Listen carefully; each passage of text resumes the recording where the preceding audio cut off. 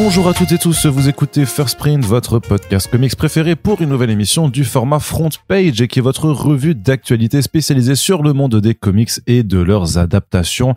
Nous revenons 3 fois par mois pour vous faire le débrief de tout ce qu'il se passe d'intéressant dans le monde donc des comics et de ce qui en découle. Et bien entendu, je ne fais pas cette émission toute seule puisqu'il y a avec moi l'ami Corentin. Scu. Comment tu vas? Scu.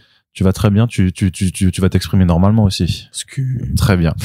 On profite comme toujours de ces débuts de podcast pour remercier notre sponsor et partenaire Pulps qui nous sponsorise sur l'ensemble de nos front pages.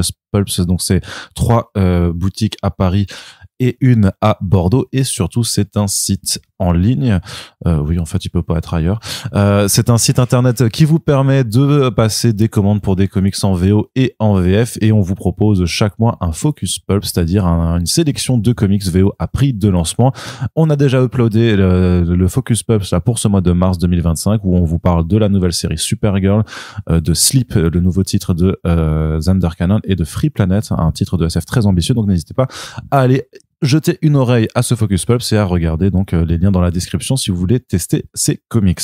On remercie également et bien entendu l'ensemble de nos chers contributeurs qui participent au Tipeee sur First Print. Donc merci aux 135 personnes qui nous permettent de voir l'avenir sur le long terme. Et comme le mois n'est pas encore terminé, vous pouvez toujours contribuer et venir agrandir les rangs de la First Print Army pour qu'on puisse continuer de se développer et en tout cas au moins subsister.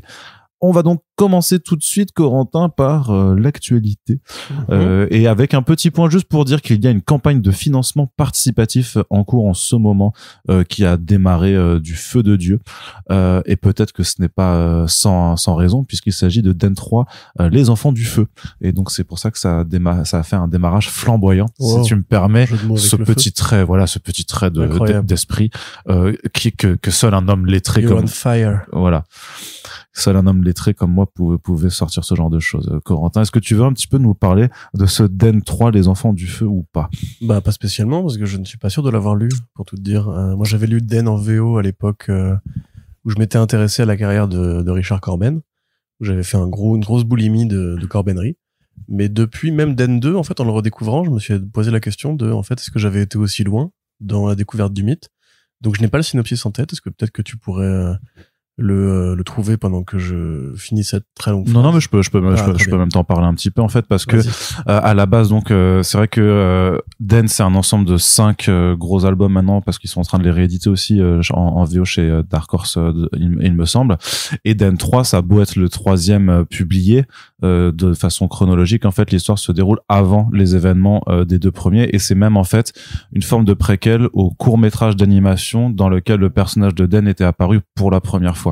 Et en fait ça parle de synopsis, c'est assez je dirais pas lacunaire, mais un peu évanescent, vaporeux, puisqu'en fait on te parle qu'on suit des membres d'une espèce qui vient de la planète Zomer, qui sont donc humanoïdes mais pas mammifères, ils sont ovipares, donc c'est des êtres humains qui pondent des œufs grosso modo, qui ont fui leur planète parce qu'ils ont été attaqués par des monstres, et ils échouent à Neverwhere. Et donc là en fait il y a un œuf en fait qui va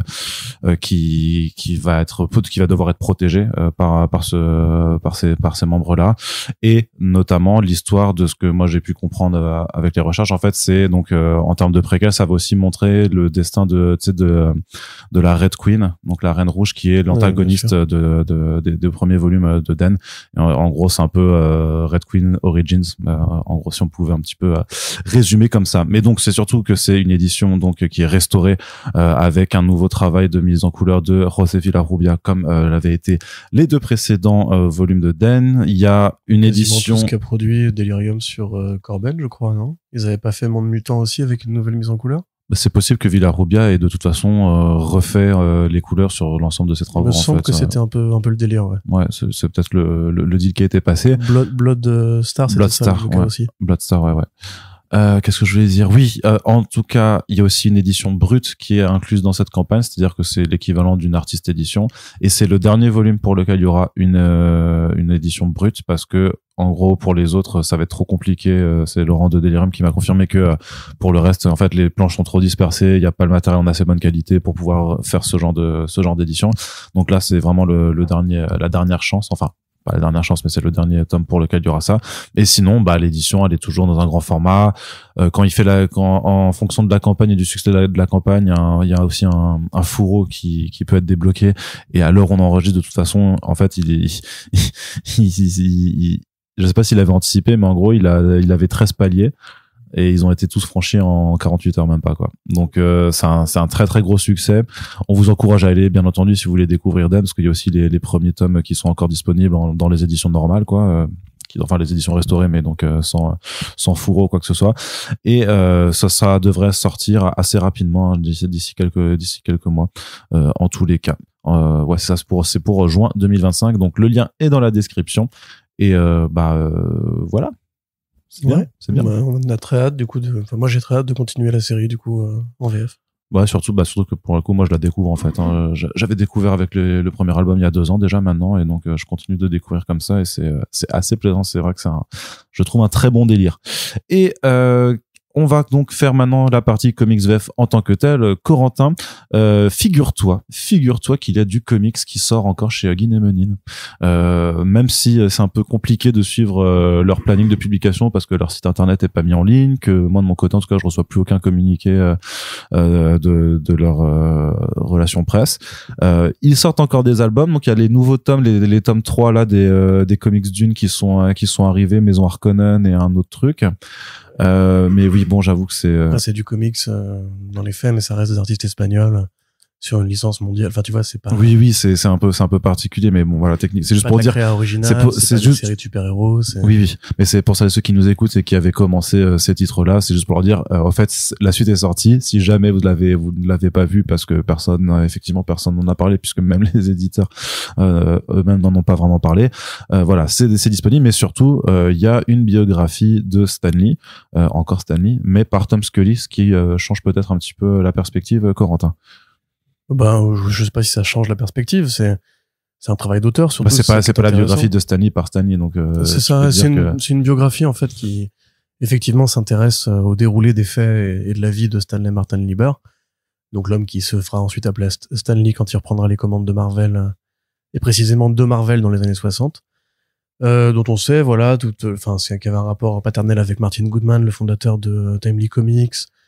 Un rapport un peu plus compliqué et complexe dans l'histoire même de la BD de super-héros.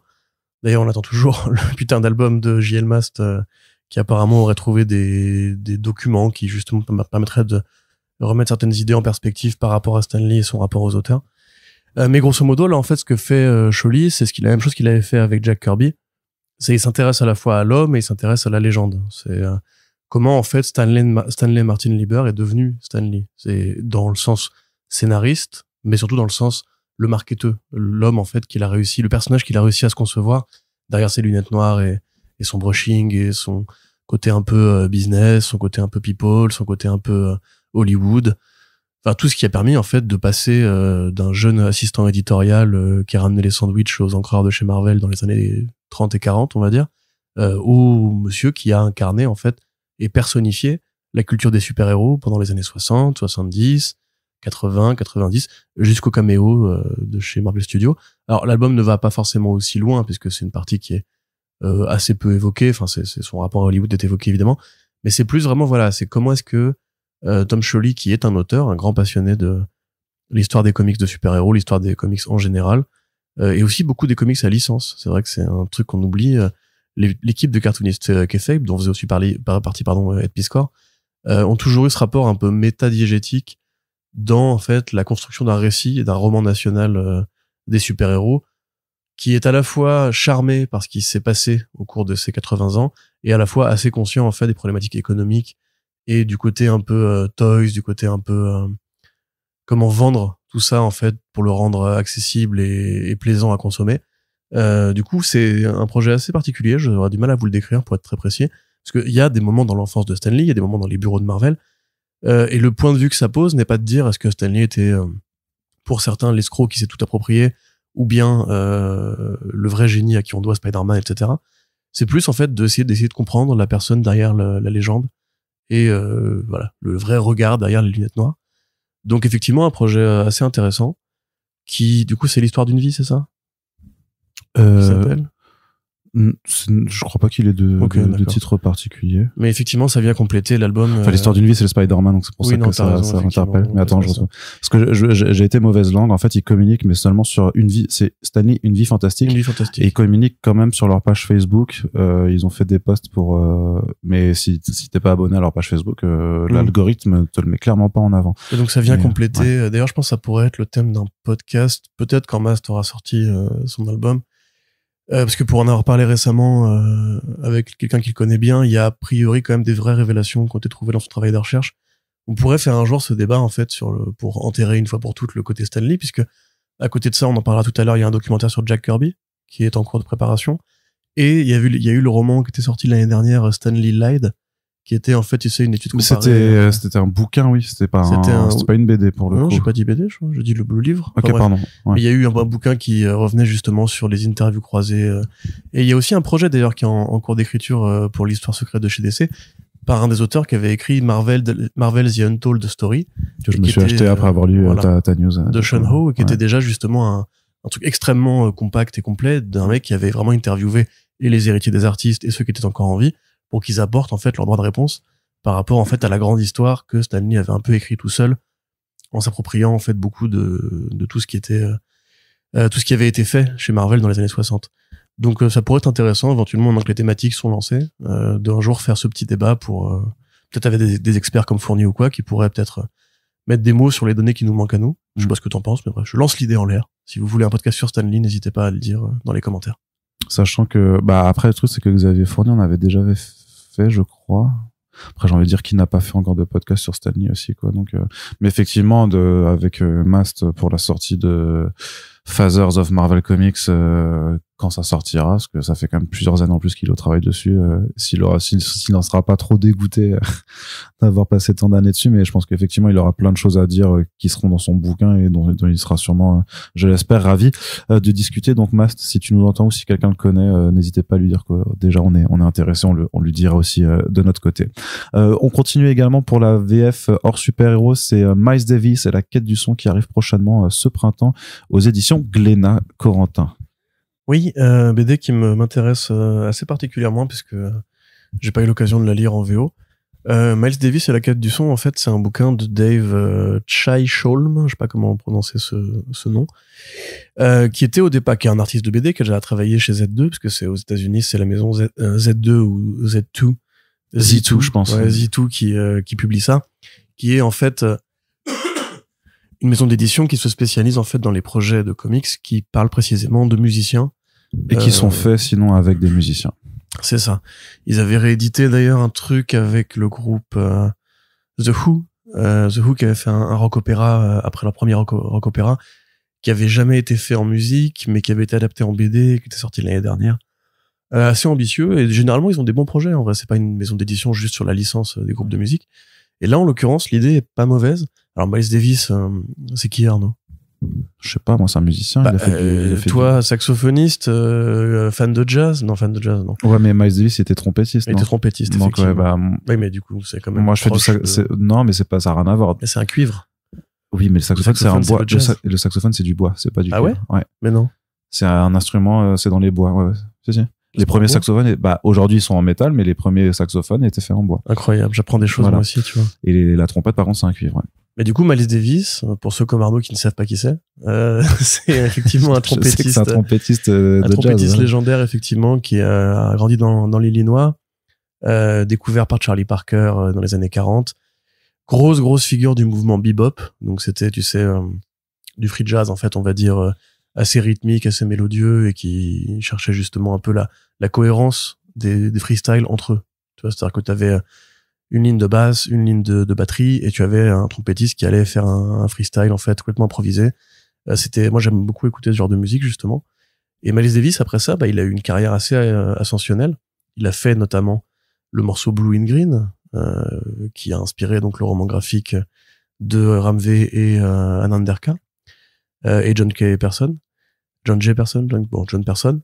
Il a fait beaucoup d'albums. En fait, il s'est intéressé à plein d'autres mouvements en fait musicaux, notamment le Latin jazz, la musique de film aussi avec le film Ascenseur pour l'échafaud, film français dont il a signé la bande son exceptionnelle d'ailleurs.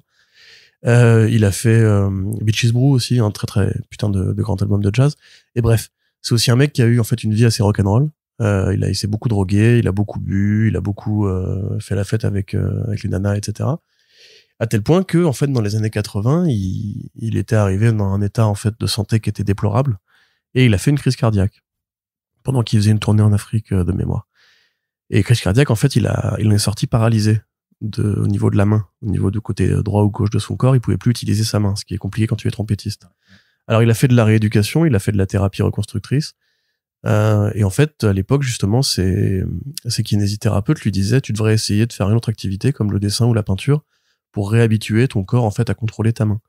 Et en fait c'est un truc que très peu de gens savent, et Miles Davis il a eu un vrai petit parcours de peintre assez talentueux. Il a fait alors des toiles qui font un peu du Basquiat par moment d'ailleurs, mais il avait un vrai coup de crayon et il disait justement je cherche les couleurs et les formes comme je cherche la musique. Et c'est du coup un bel exemple de ce qu'on appelle la synesthésie, c'est-à-dire le rapport de ces sonorités mises en image.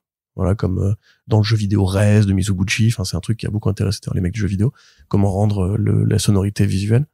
Et justement Miles Davis, qui était un très très grand nom de la musique, qui a été sur ce terrain-là, c'est assez intéressant. D'ailleurs, vous pouvez les trouver sur Google, hein, ces toiles, elles sont assez jolies. Franchement, c'est de l'art abstrait, hein, évidemment, mais c'est quand même très très agréable graphiquement.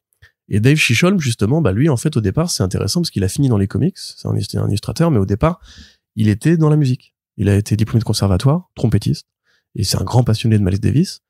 Et a priori, lui-même a découvert un peu cette histoire, ce côté artiste peintre, à l'âge adulte, et s'est dit c'est rigolo parce que moi qui au départ partais comme un musicien et qui est fini dans les comics, Miles Davis est parti comme un musicien et a découvert la peinture tard dans sa vie.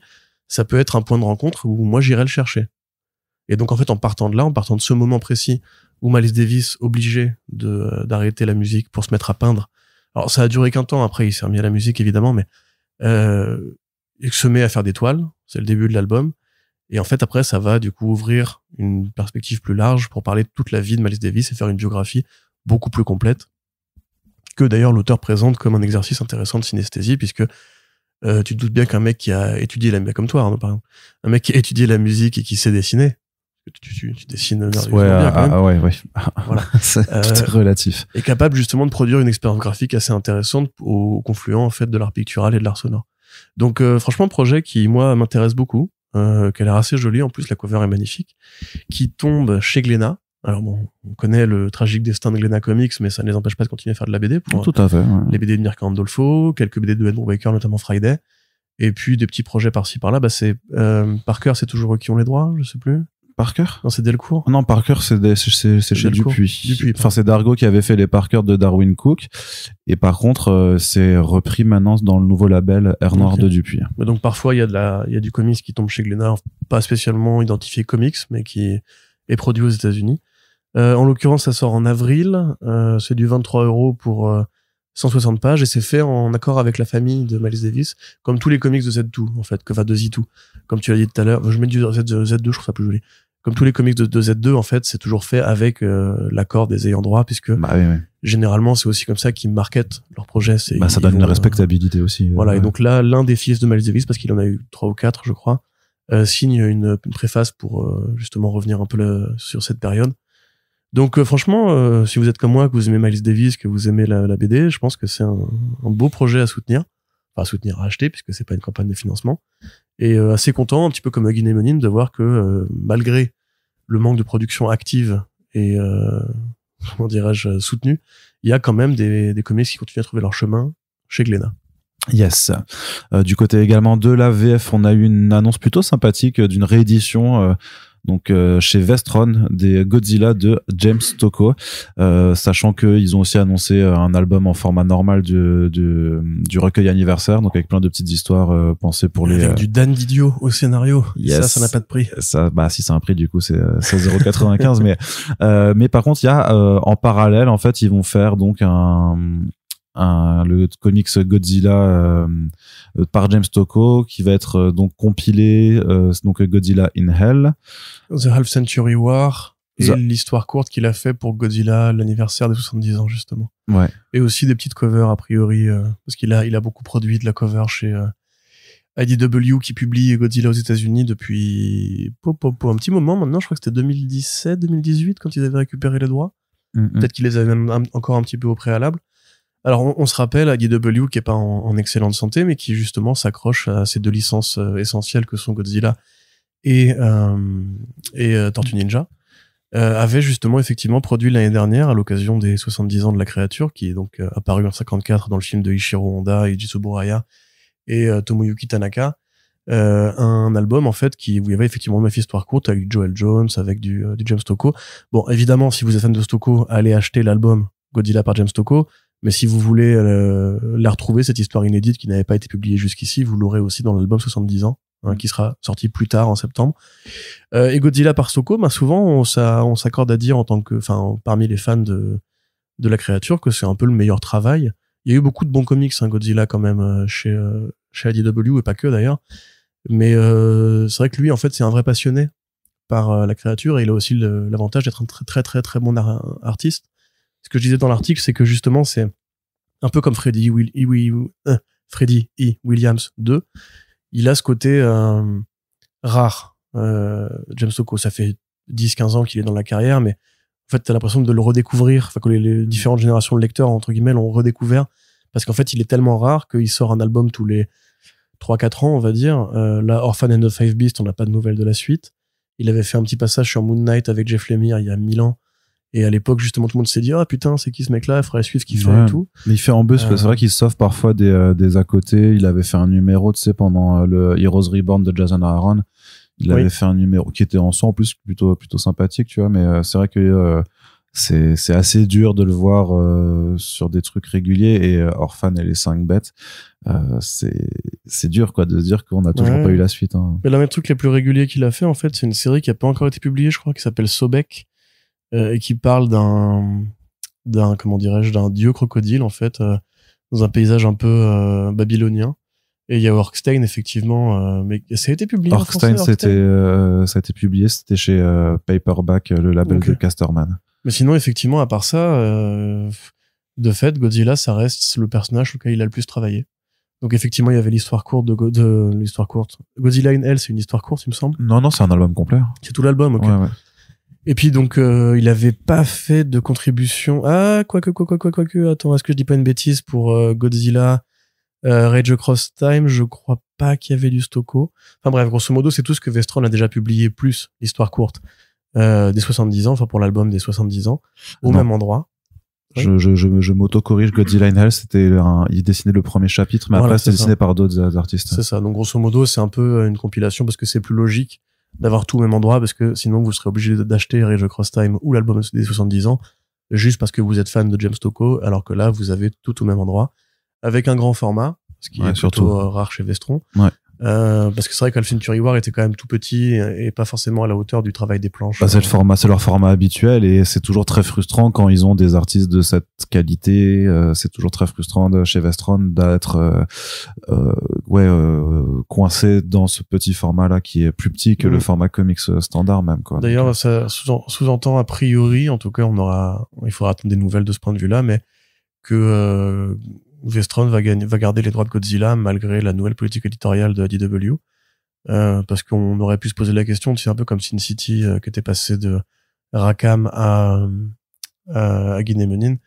Le reboot de l'univers et la nouvelle politique d'IDW depuis la prise de position de Bobby Curnow, en théorie, n'aura pas d'impact sur le marché français, en tout cas pas tout de suite. Non, après ça dépend. Faudrait voir si quelqu'un d'autre se positionnait sur cette licence en premier lieu. Mais bon, des comics Godzilla, je pense que plein d'éditeurs sont bien conscients qu'en fait, si Vestron arrive à le faire, c'est parce que c'est Vestron, parce qu'ils ont leur public bien de niche dans la niche, tu vois, et que c'est que c'est des tout petits. Je pense que c'est des tirages qui sont très très faibles, avec des volumes de vente aussi très faibles, et que malgré la perspective d'un univers partagé qu'ils veulent faire chez IDW, c'est pas du tout quelque chose sur lequel un Urban, Panini ou Delcourt se dirait ah bon bah d'un coup ça va devenir méga hype et on va y aller de ouf parce que oui non mais je pense que pourquoi tu pas. sais comment sont les agents quand ils renégocient les droits à l'étranger. Ah oui mais après ça c'est encore différent. De prise de puissance d'une licence, tu vois. Si l'agent il est là il fait oui on va avoir ça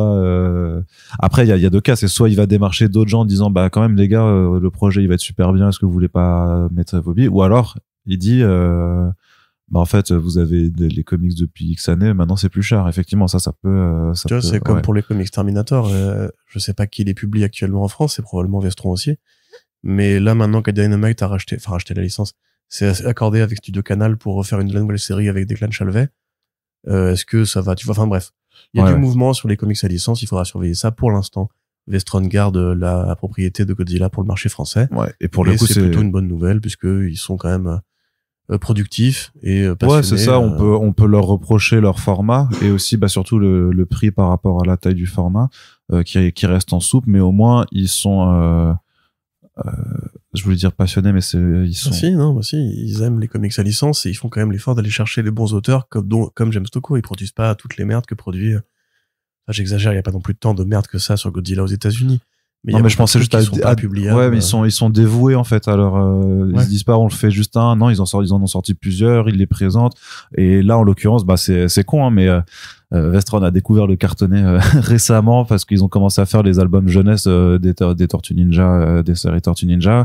Ils vont faire des albums de Archie Horror aussi dans ce format. Apparemment, Sonic ça a super bien marché pour eux les premiers albums cartonnés. Donc là, ils se risquent à faire du cartonné, mais justement pas pour les trucs jeunesse, pour des plus gros projets.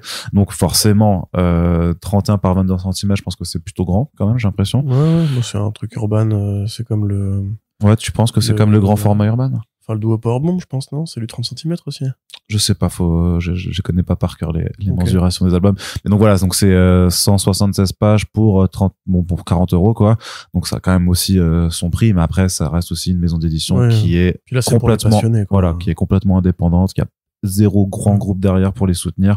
Donc voilà. On sait très bien que les passionnés de Godzilla sont prêts à dépenser plein d'argent pour des trucs inutiles. Voilà. Oui. Bah, alors, si mon ami Renaud m'écoute, je tiens à le remercier pour tous ces petits goodies Godzilla qui m'a ramené du Japon. T'as lu Godzilla au skateboard, toi, du coup, ou pas? Non, pas encore. Bah, allez. Il faudrait, ouais. Ça va te plaire. En plus, graphiquement, c'est sympa. Bon, en plus, il y a du skateboard, donc forcément, c'est pour moi. Voilà. Merci Tony Hawk. Allez, du côté de Panini, il y a eu beaucoup d'annonces. C'est leur big news. Ils ont sorti parce que maintenant depuis un an, je crois maintenant, Aurélien fait une newsletter qui est plutôt pratique, notamment parce que nous on éditorialise, on relaye pas tout, on relaye les annonces les plus importantes quand ils font leur big news sur leur page, sur leur réseau. Si vous avez pas suivi au jour le jour, après c'est perdu dans les fins fonds des posts que plus personne ne va retrouver. Et donc je vous recommande vraiment leur newsletter qui permet justement de compiler toutes ces annonces en un seul endroit. Mais si on doit retenir 2-3 trucs, Corentin, j'avais fait un premier point pour dire on a le Silver Surfer Black de Tradd Moore qui revient en édition Prestige pour aller à côté du Doctor Strange Fall Sunrise, donc ça on est quand même plutôt content. Oui. Il y a le Savage Sword of Conan aussi qui arrivera. Oui, c'est pas une surprise dans le sens où effectivement Panini de toute façon n'a pas besoin de l'accord de qui que ce soit vu qu'il traite directement avec les propriétaires de Conan le Barbare Monde, donc Heroic Signature et leur société mère Cabinet Entertainment. Série, est-ce que je fais un point là-dessus parce qu'on n'a pas non plus beaucoup de temps pour ce podcast. Bon, dans les années 70, Marvel a récupéré les droits de Conan le Barbare et de la bibliographie en règle générale de Robert E. Howard. Roy Thomas fait son volume avec Buscema, ça se passe très bien, tout le monde est très content. Ça réinvente et ça met beaucoup d'images justement sur un mythe qui était quand même jusqu'ici essentiellement littéraire, à l'exception de quelques revues pulp et des covers de Frazetta. Et ça marche tellement bien en fait qu'il se pose la question de décalquer une version plus adulte, parce que c'est les 70s qui ont été une période de grand bouleversement pour ce qu'on pouvait faire au format comics, mais le Comics Code existe encore, et pour Conan, c'est des BD qui sont plus adultes, il y a de la violence, il y a du sexe, Conan le Barbare c'est un héros qui est sexuellement actif, qui combat des sorcières tentatrices avec les nichons à l'air et tout. Donc Marvel se dit allons chasser sur les terres de Warren Publishing, en fait, allons faire du eerie and creepy en allant dans les magazines. C'est-à-dire, on va pas faire des comics, on va faire des magazines, puisque la presse, à ce moment-là, les comics ce sont pas la presse, les comics c'est le kiosque, c'est pas la presse. ne sont pas en fait soumis aux variables du Comics Code Authority. Et c'est en fait avec la série numéro 1 Savage Sword of Conan que beaucoup des plus grandes histoires de Conan vont être développées. C'est un peu du Conan Black and White en quelque sorte, hein, comme Batman Black and White, qui d'ailleurs Schiarello s'inspirera beaucoup de pareil Warren Publishing, Ariane Creepy, etc. de cette période-là. Et du coup voilà, en fait c'est là qu'on a eu du gros Buscema, on a eu du gros Barry Windsor Smith aussi beaucoup, ce qui fait du bien. On a eu un peu découvert Frazetta aussi d'ailleurs je crois. Et donc c'est vraiment devenu un magazine légendaire en fait pour ce côté voilà ce qu'on peut faire quand on contourne justement les obstacles classiques aux histoires pour adultes. Et depuis que Titan a récupéré les droits dans le présent, donc Marvel Comics n'a plus les droits de Conan le Barbare, Titan les a récupérés, ils ont fait la série de Jim Zub et Roberto Della Torre. Donc une très bonne série au demeurant, enfin surtout pour le dessin de la Torre. Ils ont annoncé le retour de Savage Sword of Conan et dans le format à l'ancienne, c'est-à-dire 2 histoires par numéro, des numéros grand format de 48 à même je crois qu'il y a eu du 56 pages si je dis pas de bêtises, en noir et blanc et avec voilà plus de violence graphique, une vague présence du sexe, il y a des numéros un peu plus graphiques, il y a des nichons à l'air effectivement, voilà pour ceux que ça intéresse. Ceux et celles et ceux que ça intéresse absolument. Oui, il y a pas de zigouigoui. C'est ce qui m'embête un peu. Ça te manque un peu. Bah, c'est pas que ça manque. Un petit peu de zigouigoui, là, on serait mieux, quoi. À l'époque des 70s, tu pouvais dire effectivement que adulte rimait avec Nibar parce que c'était en fait un lectorat essentiellement masculin. Nous, on a grandi avec les séries HBO. Je veux dire, on a compris que adulte, ça peut aussi vouloir dire nudité masculine. Et ça, quand même, c'est encore un truc que les BD ont du mal à faire. Je trouve ça un peu curieux, tu vois. Enfin, bref. C'est comme, tu sais, le fameux Batman de Bermero, Azzarello. Oh là là là là. Je sais pas pourquoi, en fait, si tu veux, c'est ok de montrer des fesses de nana et des seins de nana. Par contre, des corps masculins dénudés, c'est pas que je suis particulièrement friand du truc, mais tant qu'à faire la proposition, autant y aller, tu vois. Enfin, bref. Mais après, c'est pas le but. Le but, ça reste quand même plutôt de faire des albums des séries en noir et blanc avec un gros côté all-star. C'est vraiment des très très bons artistes il y a Carrie Nord qui est passé dessus, Jason Aaron qui est passé dessus aussi, qui est venu du coup faire une histoire à lui. Je crois que Sharp avait prévu de faire un truc. Non, je confonds avec autre chose. C'est un autre projet en l'occurrence, mais bref, il y a eu quand même du beau monde qui est passé dessus, même des gars de la génération Dark Horse qui sont revenus faire du Conan dessus. Donc voilà, c'est une très bonne nouvelle. Ça n'a rien à voir avec le Savage Sword of Conan de Marvel, qui était juste le détective comics du Batman Conan, on va dire. C'était une série parallèle juste pour faire plus de Conan, mais ça avait absolument rien à voir. Et très honnêtement, c'était avec le recul, pareil, si un jour il y a des passionnés de Conan qui peuvent en parler et tout, faudrait que je parle avec Sigris qui avait fait un truc sur le sujet. Mais j'aimerais bien moi faire un podcast sur les comics Conan parce que c'est quand même assez bien défendu. Tu vois, en France même il y a des BD Conan le Barbare, des franco-belges Conan le Barbare. C'est une culture à part entière qui a une vraie histoire, une vraie puissance, une vraie mythologie. Et au final, j'aimerais quand même moi prendre une petite demi-heure pour comprendre ce qui s'est passé à l'époque de Marvel, parce qu'en vrai, franchement, avec le recul, c'était quand même pas foufou. Et paradoxalement, alors que c'est à Marvel qu'on doit le début de la licence Conan en BD, c'est eux qui ont fait de la merde pendant 4 ans, quoi. Et y compris à Aaron. C'est un peu dommage. Après, c'est avec l'éditorial aussi, le côté on met Conan dans l'univers Marvel à un moment. Ouais, avec la Serpentoire et les Savage Avengers. Les Savage Avengers, putain, quoi. Ouais. Ben là, du coup, on n'est plus là. Là, vraiment, c'est le retour aux sources pour ceux qui aimaient le Conan à l'ancienne. Celui de Thomas, celui de Windsor Smith. Donc, franchement, très bonne nouvelle. Même si vous n'êtes pas justement un gros fan de Conan, ça peut vous intéresser, ne serait-ce que pour la proposition graphique. Et en parallèle, il y a aussi le premier tome de All New Venom qui arrivera cet automne, enfin ou cet été. C'est donc la continuation du run d'Ali Wing post Venom War. Bah oui et non, oui. Enfin, oui. Bah quand même. Il y a Dylan Brock. Il y a Dylan Brock. Il y a un Venom. Sans spoiler Venom War non plus pour ceux qui l'ont pas encore lu en VF, mais grosso modo, je sais pas. Grosso modo, le lisez pas. Je trouve que c'est inutilement, surtout avec les tie-ins, je trouve que c'est inutilement compliqué pour certains trucs. Très franchement, le run de Alley Wing, je trouve ça nul. Enfin, je suis désolé, mais je trouve ça nul en fait. À la limite, All New Venom, moi, me charme par son côté un peu simplet, justement. Oui, parce que en gros, il y a un nouveau Venom et c'est pas Dylan Brock, on va juste dire ça. Voilà, il est violet, il a un logo doré. Voilà, et en fait, il y a le récit commence plein pot par un procès en fait où diverses personnes sont dans la salle et sont des suspects. On suspecte que ça peut être Madame Masque, ça peut être Robbie Robertson, Luke Cage, Rick Jones, voilà. Et c'est les 4, c'est ça, c'est ces 4 là. Voilà, c'est ça. Et numéro après numéro, en fait, c'est une sorte d'enquête en fait pour découvrir qui est ce nouveau Venom. Et à l'heure où quand ils ont annoncé, on ne sait pas encore qui est le nouveau Venom. D'ailleurs là aussi, à l'heure où on enregistre, on ne le sait pas non plus. Il y en a qui disent que ce serait aucun des 4 moi je dis ça, moi. présentés. Et tu sais sur qui il parie? Vas-y. J'ai vu les tweets, c'est sur Paul. Non. Je sais pas. Non, mais il est dans la série. Il est dans la série. Parce que c'est lui, c'est, j'y ai pensé en plus à ça. Ouais, parce qu'il s'occupe de Dylan. C'est Paul et Mary Jane, enfin Jackpot. Putain, ça. Rien que de dire ça me crispe de fou. Mary Jane et donc Paul qui ont recueilli Dylan Brock, effectivement, qui l'élèvent comme si c'était leur fils adoptif maintenant. Sachant qu'en plus, techniquement, c'est le symbiote qui est le père de Dylan. Et il y a une scène où ils interagissent tous les deux. Maintenant, le symbiote, il est parfaitement capable de parler tout seul. C'est-à-dire que. Ah oui, il est autonome, hein. Ouais. C'est trop bizarre comme ce qu'il a fait à Halloween, je comprends pas. Mais bref, peu importe. Après, voilà, en fait, si tu veux, ça a ce côté un peu bête et brut de décoffrage. Du côté, voilà, on est là pour ce petit mystère. C'est pas mauvais. Je sais pas si ça tiendra sur. Moi, j'ai surtout peur que vu que ils ont annoncé que l'identité serait révélée dans le numéro 4 ou 5, qui sortira donc là d'ici 2 mois. C'est-à-dire que faut que les lecteurs de VF se déconnectent d'internet pendant quelques semaines après pour pas se faire spoiler, parce qu'en fait tu vois c'est le truc, c'est que ça ne repose que sur le mystère. La série ne repose que sur le mystère pour le moment, et donc j'espère qu'il y aura un truc après ensuite pour voir comment. Après, par contre, si c'est Paul, moi je préférerais spoiler les gens pour plutôt qu'ils achètent l'album pour se faire prendre cette douille dans la gueule, quoi. Ouais, franchement, si c'est vraiment ça, ouais, ça va te rigoler. Allez. Et à côté, il y a aussi le nouveau anti-Venom qui revient, et il y a le chat symbiote qui est là aussi. Par contre, tu dis le 4 est déjà sorti, hein, Arnaud. Oh non, ça doit être et pour le 5. l'instant, on n'a pas la. Oh putain, il y a la révélation dans le 4. C'est la révélation dans le 4, ouais, mais ok, je vais rien dire. Ne la spoil pas dans le podcast, s'il te plaît. Très bien.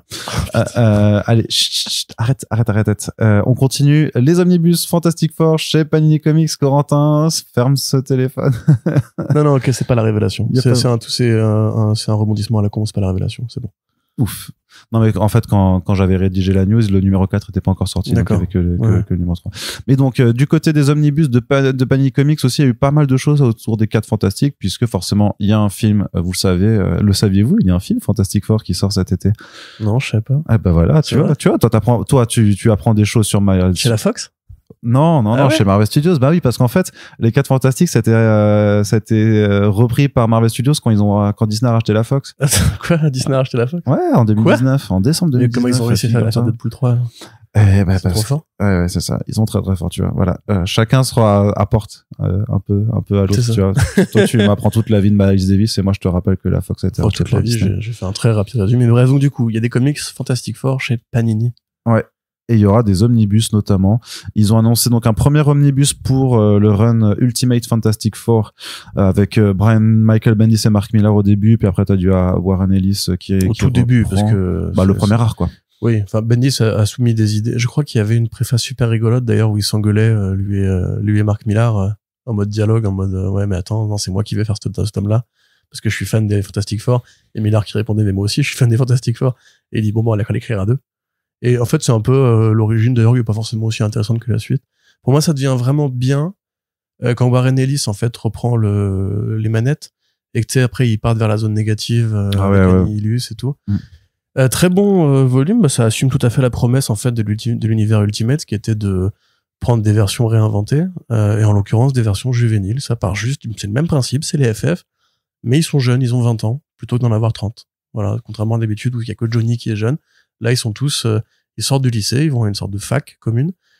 Et je crois que j'en avais parlé aussi, je ne sais plus à quelle occasion, mais en fait, le film de Chris Columbus, enfin de Team Story produit par Chris Columbus, le premier film Fantastic Four, en fait, reprend beaucoup des idées qui sont dans ce volume-là, notamment le fait que Reed a été à la fac avec Dr. Doom, et que Doom lui-même était présent lors de l'expérience, et qu'en fait, comme les FF, son pouvoir vient de là, sa pouvoir de mutation, en fait, vient de là, et il devient métal, comme Ben devient roche, ou comme Johnny devient feu, etc., etc. Ce qui était une idée qui n'était pas forcément présente dans la tête de Kirby au départ. Doom apparaît après la création des FF. Il se trouve qu'après, il s'intégrera à la famille. Et ensuite, donc, on a, comme tu disais, Bendis Millar, Warren Ellis. Après, il y a Millar qui revient. Et après, c'est Mike Carey, dans mon souvenir.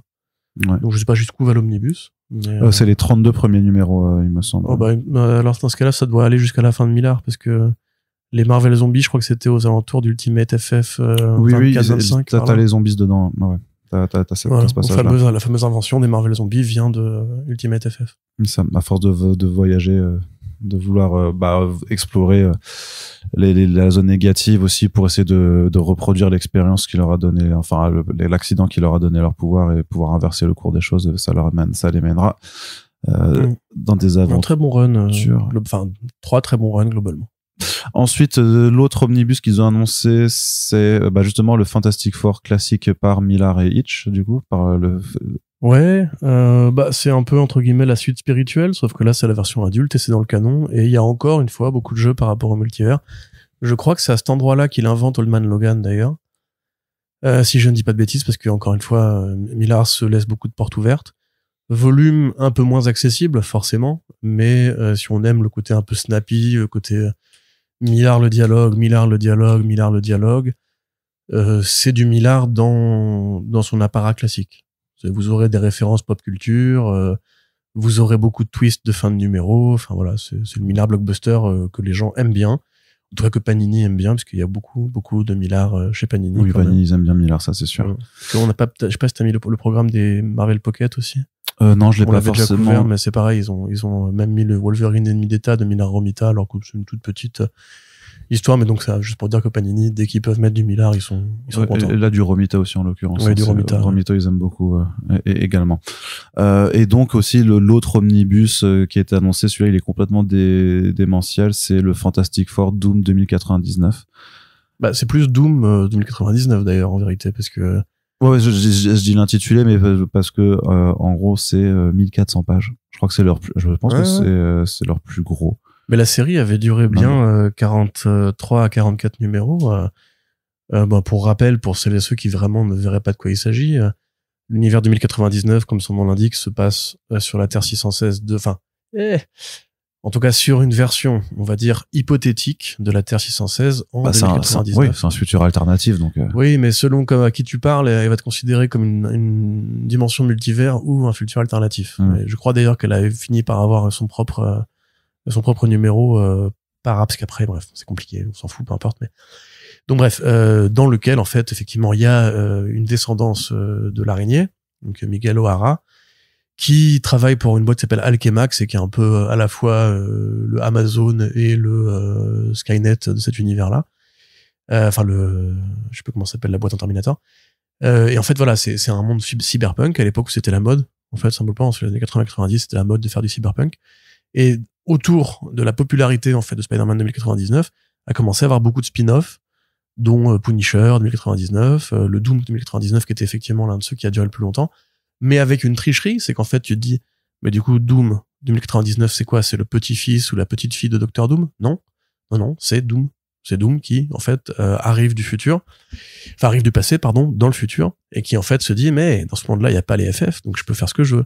Et donc, il commence à contrôler un peu sa version de la Latverie, parce que, encore une fois, ça tout part de là. Série qui, d'ailleurs, avait alimenté beaucoup de l'eau au moulin de gens qui disaient que Doom, c'était Kang, et que, du coup, ça serait considéré comme le point de départ de son évolution, ce qui n'a jamais été canonisé, hein, évidemment. Mais je sais pas trop quoi en penser, parce que c'est très dans son jus de l'époque. C'est même assez inhabituel qu'une série, justement, qui a très peu de rapport avec 616, et une telle durée, parce que Spider-Man 2099 il a son propre fandom, tu vois, mais c'est un nouveau Spider-Man, alors que là c'est Doom avec un nouveau costume, certes un peu cyberpunk, et la version FF 2099 c'est pareil, en fait c'est les FF qui se retrouvent dans le futur, c'est pas en fait 4 nouveaux personnages. Donc il y a des fans hein, certainement de 2099 puisqu'ils avaient déjà fait un omnibus sur le Spider-Man Miguel O'Hara quelques années, et j'imagine qu'il a dû assez bien marcher pour que Panini se dise poussons l'idée. Et en même temps, ils ont déjà tellement produit de comics. Tu sais, on en parlait en début d'année, où je te disais, j'attendais un peu le programme de Panini pour les FF, et tu m'avais dit, en même temps, qu'est-ce qui reste vraiment de nouveau? Après, il y a pas mal de rééditions. Ouais. Un peu sur les nouveautés, tu vois, ils sont un peu tout faits. Donc là, je pense qu'ils commencent je vais pas dire à faire les fonds de tiroir, parce que cette série, elle a quand même eu un public, hein. Il y a des fans et tout. Ouais, puis en parallèle, ils vont faire une anthologie, Je suis Galactus, ils continuent le run de North en Deluxe. On en avait déjà parlé du Fantastic Four Molécule Instable aussi, tu vois, qui va arriver. Ils ont déjà fait l'omnibus Hickman, FF Hickman. Oui. FF Hickman. Oui, avec le passage à Future Foundation. Ouais, ils l'ont fait, je crois que c'est en deux tomes, ouais. Bah du coup, ouais, je pense que c'est pour ça, à mon avis, qu'ils finissent par toucher un peu le plafond de verre de ce qui est accessible immédiatement. Mais c'est assez ambitieux, enfin genre c'est original pour le coup. On dit souvent à Panini. Ah oui, c'est sûr. Pas de risque, mais celui-là, ils vont pas le tirer à 1000 exemplaires, hein, clairement. Ça concerne une autre niche de niche. Je sais pas si je vous le conseillerais, personnellement, faut être ouvert d'esprit et curieux de ce témoin d'époque. Et très fort, et avoir des gros biscottos parce que c'est 1400 pages. Donc, à lire, par contre, ça va être, moi, j'ai acheté mon premier omnibus Panini de ma vie, pour réviser, le podcast Daredevil. Qui arrive bientôt. Qui arrive bientôt, la Daredevil de Nocenti et Romita Junior.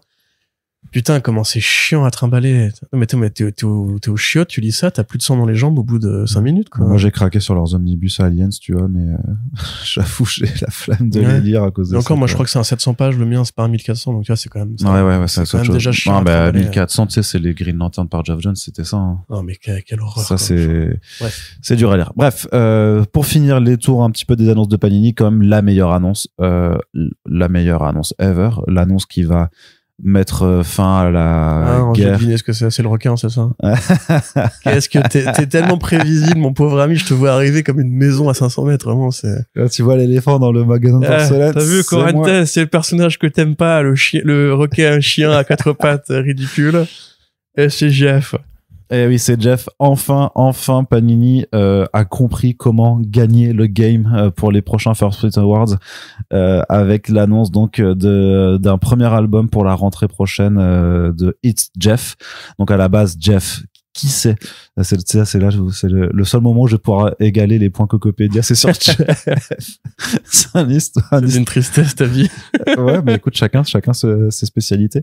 Non, mais Jeff, c'est un petit requin sur pattes qui a été créé par Kelly Thompson quand elle a fait son run de West Coast Avengers, après avoir justement fait le run de Hawkeye sur Kate Bishop, parce que Kate Bishop du coup se retrouvait sur la côte ouest pour essayer de se faire de la thune avec une émission de télé-réalité de super-héros qui part complètement en couille. Et donc au sein de ce run qui était sympathique. Non, ça va. Comme il est gentil. Non, le début était cool. Franchement, ça tient pas sur la durée, mais en vrai, le début, je trouvais ça marrant. Quand c'était vraiment le côté télé-réalité où t'avais vraiment les, non, franchement, moi, je trouvais ça plutôt sympa, quoi. Il y avait Gwenpool, surtout. Oui, il y avait Gwenpool dedans. Ouais, il y avait Gwenpool dedans, mais donc elle imagine donc ce petit requin que Kate Bishop va adopter, qui sera ensuite confié à Deadpool quand il devient le roi de l'île aux monstres dans le run de Kelly Thompson aussi. Et c'était sympathique aussi. Hein. Non, c'était moins bien. Non, celui-là c'était moins bien, mais après il y avait Chris Bacalo, donc ça va, c'était pas trop mal gratté.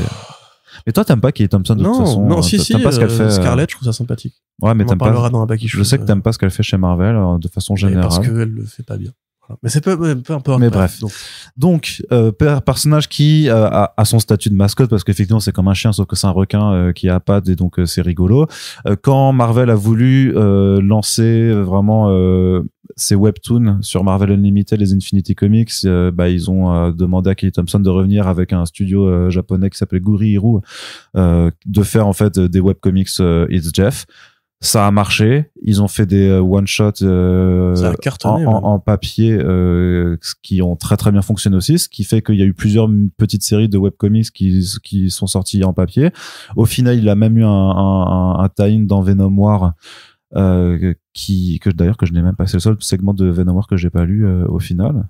Honte sur moi. Et Marvel a annoncé récemment qu'ils allaient faire une première mini-série directement papier, qui sortira à la rentrée aussi, non pas à la rentrée, mais là à l'été prochain. Et donc dans la foulée, il y a un TPB qui doit sortir, It's Jeff, qui réunit en fait les 3 premiers one-shots publiés. Donc c'est It's Jeff, Jeffverse et quoi? Et le tie-in Venom War. Donc j'espère que ce sera peut-être ça qui sera publié chez Panini. C'est dans la collection Marvel Kids. Normalement, c'est les albums un peu pareil, cartonnés, grand format jeunesse en fait. Donc souvent pas avec une pagination non plus très très importante, mais ils ont déjà fait des albums à plus de 100 pages aussi. Donc je me dis que ça peut être aussi un bon truc, et peut-être qu'ils en mettront que deux dedans. Ça sort juste avant l'été pour les vacances de plage, parce que il y a un côté un peu comics de plage quelque part, tu vois, un peu comics pour les gamins. Ah bah c'est complètement, c'est jeunesse, mais après des grands adultes qui ont des doctorats peuvent les lire aussi, tu vois, sans voilà. Je sais pas de qui tu parles. Donc voilà, c'est trop bien, c'est super cool. Forcément, Jeff aussi a pris en galon parce que il est dans les jeux vidéo Marvel Snap et Marvel Rivals. Apparemment, dans Marvel Rivals, clairement, ça en a fait un fan favorite pour tout le monde, quoi. Même sur la commu webtoon, il y a beaucoup de gens qui cherchent des nouveautés en fait par rapport à l'univers Marvel, et ce côté un peu, je vais pas dire monstre gentil parce que c'est pas exactement ça, mais comment dire, mascotte, mais tu sais, sur les webtoons, c'est un petit chien, quoi. En fait, c'est tout con, hein. Il y a une communauté sur les webtoons, en fait, sur le côté monstre mignon. Et ils ont très bien compris justement leur public avec ça. Alors, c'est accidentel, du coup, parce que je pense pas que c'est ce que Thomson avait en tête quand elle l'a créé au départ. Ouais, peut-être pas, peut-être pas à ce point, ouais, c'est sûr. Mais du coup, c'est un beau succès du point de vue de Marvel, bravo. Après, du coup, les gamins vont croire que les requins sont gentils. Il y en a un qui va aller se baigner, va vouloir essayer de pète un requin tigre, il va se faire bouffer. Et voilà. Bravo, Kelly Thompson. Très bien. Donc voilà, juste pour le dire que ça arrive enfin. Donc je suis très content. Du côté des comics en VO, une grosse annonce quand même qui nous est parvenue, c'est la SDCC qui s'exporte en Espagne. On n'a pas de détails encore sur les invités, mais c'est quand même assez fort. C'est donc vraiment les équipes qui organisent San Diego Comic Con, donc Comic Con International. Ça c'est le nom, le prénom. Qui n'est pas Reed Pop. Voilà, qui n'est pas Reed Exhibitions, qui eux font la New York Comic Con. En fait, décident maintenant de faire, ils ont fait passer un contrat avec l'Andalousie, enfin la région Andalousie et la ville de Malaga, Malaga d'ailleurs, je crois que ça dit, oui c'est ça. Il y a un J. C'est un G. Un G, non, Malaga. Ah ouais. Je sais pas, parce que quand j'ai écouté la conférence de presse, pour moi c'était Malaga. Ouais. Mais bon, bref, ça arrive en septembre, donc ça veut dire que ce sera après l'édition américaine, donc qui se maintient en juillet, mais elle est annoncée donc du 25 au 28 septembre, donc c'est 4 jours, donc c'est tout aussi long que l'édition américaine. Donc dans une ville qui est très très en bas de l'Espagne, donc il fera encore beau et chaud. De toute façon, l'Espagne il fait 20 degrés jusqu'au mois de novembre, hein, donc. Ouais. À ce moment-là, et ouais, enfin c'est assez fou, je trouve, de faire 4 jours du coup de convention pour essayer de reproduire, parce que dans leur conférence de presse avec le trailer qui a été présenté, oui, ça, l'intention c'est de dire on va aussi ramener des stars de séries télé, de films, il y aura des artistes, et forcément en Europe il y a tellement plein d'artistes que j'imagine qu'ils auront les moyens de payer des billets de train et d'avion à tout le monde pour les faire. C'est quand même vachement plus simple. Il y a beaucoup d'artistes espagnols aussi. Hein. Bah oui, bien sûr. Faut pas non plus oublier artistes espagnols, artistes non, italiens. Non, mais j'ai dit européens de façon générale parce que je pensais à l'Espagne, à l'Italie, ouais. À l'Angleterre, à la France même. La race. Et Marios. Non, je suis assez, je sais pas ce que t'en penses, mais je suis surpris. En tout cas, je sais qu'il y a déjà plein de gens qui regardent les billets parce que c'est la première fois que San Diego Comic Con quitte les États-Unis. C'est la première fois en 54 ans, et en plus, ils ont signé un partenariat pour 3 ans. Donc, techniquement, ils vont faire 25, 26, 27. Et à voir pour la suite, mais voilà. C'est super intéressant pour le coup, parce que Reed Pop qui était venu en France, alors on peut, il y a un bilan positif et négatif de la présence de Comic Con France ou Comic Con Paris, je sais plus comment ils Comic Con Paris, c'était Comic Con Paris. Il y a eu du bon et du moins bon, mais ils avaient quand même ramené Frank Miller, ils avaient ramené Morrison, je crois, je sais plus, bref. Donc il y avait quand même l'ambition de faire une vraie Comic Con, même s'il y avait beaucoup de trucs qui n'allaient pas. Mais Reed Pop, voilà, ils ont l'habitude de faire ça dans des marchés étrangers, internationaux. San Diego Comic Con, c'est quand même un peu la mecque des Comic Con. Ils ont, mais justement, je sais pas, en fait, j'allais dire, ils ont des gros moyens. Est-ce qu'ils comptent développer les mêmes moyens qu'ils développent aux États-Unis? Sans doute que non, parce qu'il n'y a pas le même marché, la même densité de population, mais. Il y a les fans. San Diego Comic Con, c'est super ciné aussi. Ouais. Tu vois? Ouais. Est-ce que l'objectif, c'est de ramener des exclusivités ciné, par exemple? Le truc, c'est qu'il y aura un public, hein. Parce que ça, ils le font au Brésil. Ouais. Quand ils font, c'est pas eux, mais quand, CCXP, ouais. CCXP, quand ils la font au Brésil, il y a des exclus de trailers, il y a des présences d'artistes de cinéma et tout. Est-ce que ça pourrait être genre une façon pour eux de poser un pied en Europe et de dire on va faire venir des stars américaines, des conférences, des trailers, des rencontres avec le public et la presse? C'est 4 jours, donc il va falloir occuper, tu vois, parce que par contre, si c'est pour faire des stands de sabre et de fruits secs, bon, ça, on a déjà ce qu'il faut. on va dire. Ouais, mais justement, je pense que ça peut être très différent parce qu'en plus, c'est en Espagne. Déjà, je sais pas comment ça est le marché des festivals et des conventions pop culture en Espagne, si c'est très différent ou Pareil, pas de la nôtre. Là, c'est San Diego International qui vient, donc j'imagine bien qu'ils viennent avec leur savoir-faire, leur carnet d'adresses et leur carnet de chèques également, parce qu'il y a un partenariat. Pourquoi Malaga aussi? C'est parce que c'est une ville balnéaire, je l'ai pas précisé, mais avec déjà Watts 1000 complexes hôteliers qui permettent d'accueillir et les gens et les invités. Enfin, c'est sûr, même le détroit de Gibraltar. Ouais, pas très, ouais, et donc, et les invités, je veux dire, et les touristes. En fait, c'est une ville qui est prête à accueillir beaucoup de monde sur 4 jours. Donc donc oui, je pense que il y a des ambitions derrière, c'est sûr. Ils prévoient d'accueillir 60 000 personnes pour la première édition cette année et le double pour 2026. Donc apparemment, c'est très touristique. Ouais. Ce que me dit Wikipédia. Il y a un centre Pompidou Malaga. Tiens, intéressant. C'est fou, Wikipédia. Mais bref, moi, j'avoue, je suis assez curieux parce que c'est pas Ritpop, justement. On sait que Ritpop aurait pu proposer avec une Comic-Con Malaga, une Comic-Con Espagne, peu importe comment il l'aurait appelé. Là, c'est vraiment ce que SDCC compte faire qui, moi, m'intéresse vraiment. Ouais. Je me demande, on pourrait essayer d'y aller, si tu veux. il faudrait, hein. Il faudrait. On pourrait faire le traducteur. Bah oui. T'as encore 5 à 6 mois pour devenir bilingue espagnol. Ah, je suis pas très loin. Mais je suis bilingue niveau enfant de 5 ans, mais je peux me faire comprendre dans l'adulte maintenant, je pense. Ok. Donc, Corentin, on va continuer du côté de l'actualité VO. On a des premiers noms pour les équipes créatives de Ignition Press. C'est donc la nouvelle maison d'édition fondée par Philippe Sablick, anciennement de Boom Studios, et Jamie S. Rich, qui était anciennement chez IDW. Et Vertigo. Et Vertigo avant. Donc, on a du Cullen Bunn. On a Léa Williams et Stephanie Williams, mais c'est pas no relation. Il y en a une qui est blanche et une qui est renois du coup. Size Spurrier. Size Spurrier, ouais, mais on n'a pas l'annonce des projets en fait. C'est ça qui est un peu. Ils ont juste donné les noms des gens quoi. Ils avaient annoncé le nom Ignition Press à la New York Comic Con en disant on a les trucs qui arrivent, t'inquiète pas bébé. Là ils sont revenus pour Comics Pro et ça aurait été le moment entre guillemets de justement amorcer un petit peu le truc. Et en fait c'est encore distillé. Pour probablement une prochaine présence ou à la San Diego Comic Con ou à la New York Comic Con avec de vrais premiers projets ou alors même simplement par communiqué de presse hein. Mais donc ils ont en fait confirmé simplement que ils comptent avoir ces artistes là pour des projets X et Y, mais j'ai encore du mal moi en fait à savoir quoi en faire de tout ça parce que il y a beaucoup de maisons d'édition qui existent déjà sur le marché indépendantes hein, j'entends évidemment. Il y en a même plein qui se sont lancés récemment. Quand c'est pas des maisons d'édition, c'est des labels comme Ninth Circle ou Panic.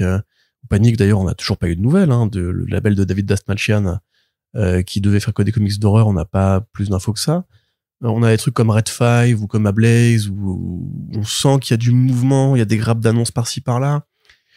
Même Oni, apparemment, ça a bien repris, mais depuis qu'ils ont annoncé les licences EC Comics, il y a plus vraiment eu beaucoup de nouveautés de créa originale.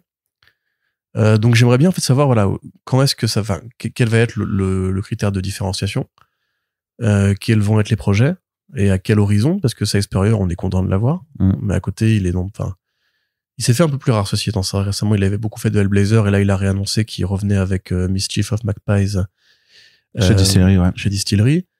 Voilà, moi je me demande un petit peu voilà à quoi ça nous mène de faire en fait 40 maisons d'édition quand justement t'as un distillerie qui arrive qui dit on a Dupuis, on a déjà des distilleries c'est Delcourt pas fatigué. Dupuis c'est Amazing Comics. Ouais c'est ça voilà. On a Amazing Comics qui dit on a Dupuis, on a distillerie qui tourne, on a Delcourt et les artistes sont intéressés au capital de l'entreprise, tu vois. Enfin, il y a des façons, je pense maintenant de faire de l'indépendant qui sont plus les mêmes que hier où juste tu lances une boîte.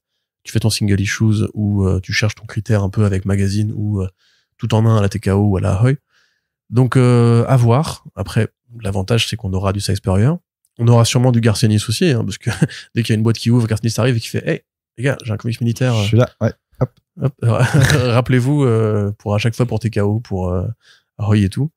Donc ouais, on va surveiller ça de près. Mais en attendant, c'est quand même des gens compétents, en tout cas Jamie S. Rich, qui a présidé hein, pendant une courte période à IDW quand Chris Ryall s'est barré et que il fallait quelqu'un pour tenir la commanderie et qu'après les actionnaires ils ont dit non mais on l'aime pas lui parce qu'il a fait rentrer Mark Doyle et fait valider plein de créas indépendantes qui ont rapporté $0 qu'on a annulé en 80% d'entre elles avant même qu'elles aient pu être sorties et après du coup plus personne ne voulait être président à cause de ça Et après, Scott Dumbier séparé. Enfin, bref. Donc, on va voir, mais moi, j'ai pleine confiance dans cet éditeur-là. Mais même pour Philippe Sablick, je veux dire, c'est un mec qui a vraiment envie de faire des choses. Ah, puis il a été bon chez Boom Studios. Bien sûr, bien sûr. Donc, faut voir, parce qu'on a quand même déjà, je pense, beaucoup de maisons d'édition. Même nous, tu vois, on a commencé à couvrir un peu les sorties de... aide-moi. De qui? De quoi? Voilà. Bah, tu passes à la news suivante, sinon c'est pas grave. C'était quoi, c'est un éditeur VO aussi? Ouais, tu sais, ceux qui se sont associés à Comixology récemment. Matt Cave, voilà, Matt Cave Studios et compagnie, qui pareil, commence à avoir une sorte de vent en poupe. Bah ouais, après 10 ans d'existence, ils prennent de plus en plus maintenant. Ouais, bah ils ont accueilli effectivement Joe Quesada pour Amazing Comics. Ils ont une partie des droits de Comixology Originals. Ils ont les licences Speed Racer. Enfin, tu vois, on voit un peu de mouvement en fait sur l'indépendant, des boîtes qui redistribuent les cartes et tout. Donc, est-ce que c'est bien le moment de faire encore une nouvelle? On va voir. Ouais. Juste une petite annonce pour celles et ceux qui, comme moi, ont joué aux cartes Magic au collège. Peut-être que vous allez vous y remettre cet automne, puisqu'il y a un set Marvel Spider-Man qui va sortir. Ça fait partie des lignes Beyond qui existent depuis quelques années maintenant, qui sont en fait des lignes qui sont simplement des croisements de licences entre les cartes Magic, enfin le système de cartes à jouer et des univers qui ne sont pas liés à Magic à la base. Donc il y a eu le Seigneur des Anneaux. Ils ont annoncé une ligne Final Fantasy. Et donc Marvel, c'est la troisième grosse licence qui va avoir un set dédié, parce que sinon ils font parfois ce qu'ils appellent des secret drops ou des secret layers. Et en gros, ça c'est juste un certain nombre de cartes en quantité limitée qu'ils éditent juste un peu pour la collab en fait, pour le prestige quoi. Là, par contre, c'est du vrai set de cartes à jouer complet et avec le système qu'ils appellent de Commander, c'est-à-dire qu'en fait, tu as une carte de créature légendaire dans ton deck de 100 cartes et tu assembles tout le reste de tes cartes en fonction de cette créature légendaire qui va vraiment être ton commandant, quoi. Donc ça, et donc t'as pas le droit d'avoir 2 fois la même carte dedans.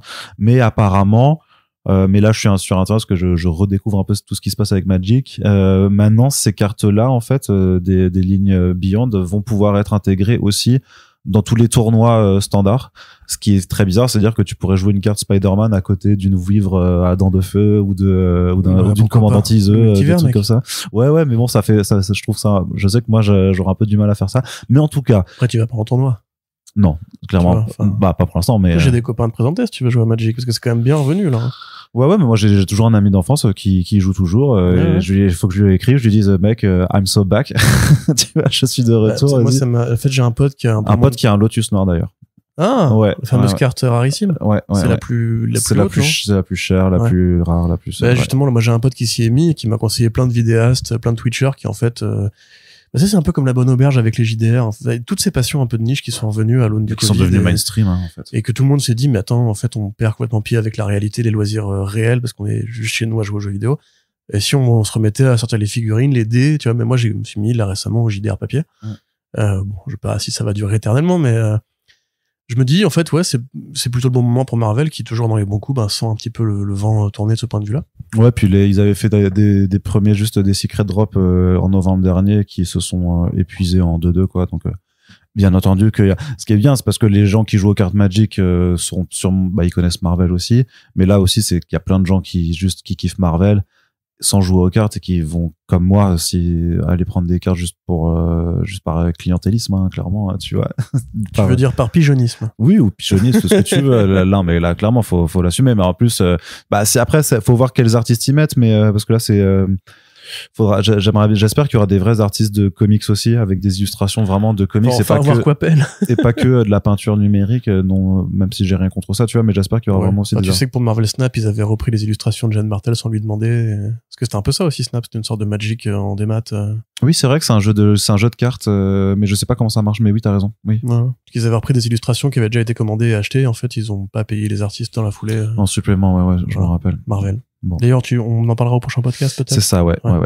Ensuite, juste pour terminer la partie comics, le titre Emma Frost de The White Queen, confirmé avec son équipe créative, Coco. Oui, si tu peux me la retrouver, d'ailleurs. Ça, c'était un truc que Bleeding Cool avait entendu dire dans les couloirs de Comics Pro, et qui est pas, d'ailleurs, une franche surprise, puisque c'est l'anniversaire des 45 ans d'Emma Frost. Oui, vas-y. Donc, ce sera Amy Chu au scénario et Andrea Di Vito au dessin. Voilà, donc pas une énorme équipe créative, mais bon, des gens compétents qui ont l'habitude de collaborer avec la Maison des Idées. Ça participe de deux choses. C'est un peu comme Rogue the Savage Land. En fait, l'envie, parce qu'il y avait les comics nostalgiques faits par les anciens, comme Chris Claremont, comme Michelini, Anno Santi aussi, d'ailleurs, elle avait fait un truc. Anno Santi avait fait une petite prestation sur Daredevil, ouais. Mais je crois que c'était un numéro anniversaire, par contre, si je dis pas de bêtises. Mais elle avait fait un truc nostalgique aussi. Ouais. Il y a eu la série des X-Men Legends aussi qui s'est arrêtée. Voilà, elle était là-dessus. Il y avait Louis Simonson, il y avait, comment ça s'appelle, évidemment, putain, j'ai plus ma tête. Peter David, voilà. Peter David qui a fait beaucoup de comics aussi dans ce style-là. Une série X-Force et tout. Et en fait, aujourd'hui, peut-être parce qu'ils se rendent compte que ça marche bien, et qu'en même temps, les anciens comme ça, les légendes, peut-être qu'elles coûtent plus cher, ou j'en sais rien. Je sais pas exactement ce qui leur passe par la tête, mais aujourd'hui, maintenant, peut-être, ils arrivent à un point où ils se disent, en fait, on peut faire ces comics-là, mais avec du personnel moderne, qui en fait a grandi avec ces histoires-là et a envie de leur rendre hommage.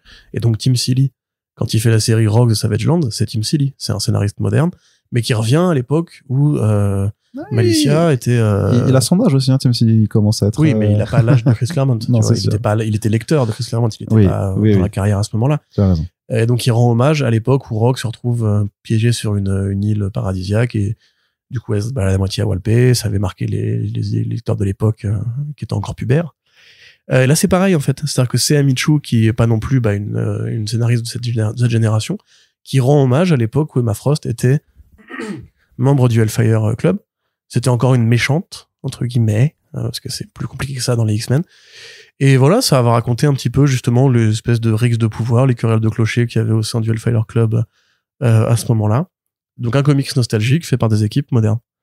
Et précisément parce que c'est les 45 ans de Emma Frost qui étaient apparus dans Uncanny X-Men, je sais plus combien, 180, quelque chose comme ça.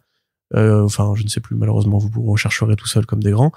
Les 45 ans, ça ne se fête pas avec la même énergie que les 50 ans. Et en plus, ce n'est que Emma Frost. D'ailleurs, dans les X-Men, il y a plus important à fêter comme anniversaire en ce moment, notamment les 50 ans du numéro Giant Size X-Men.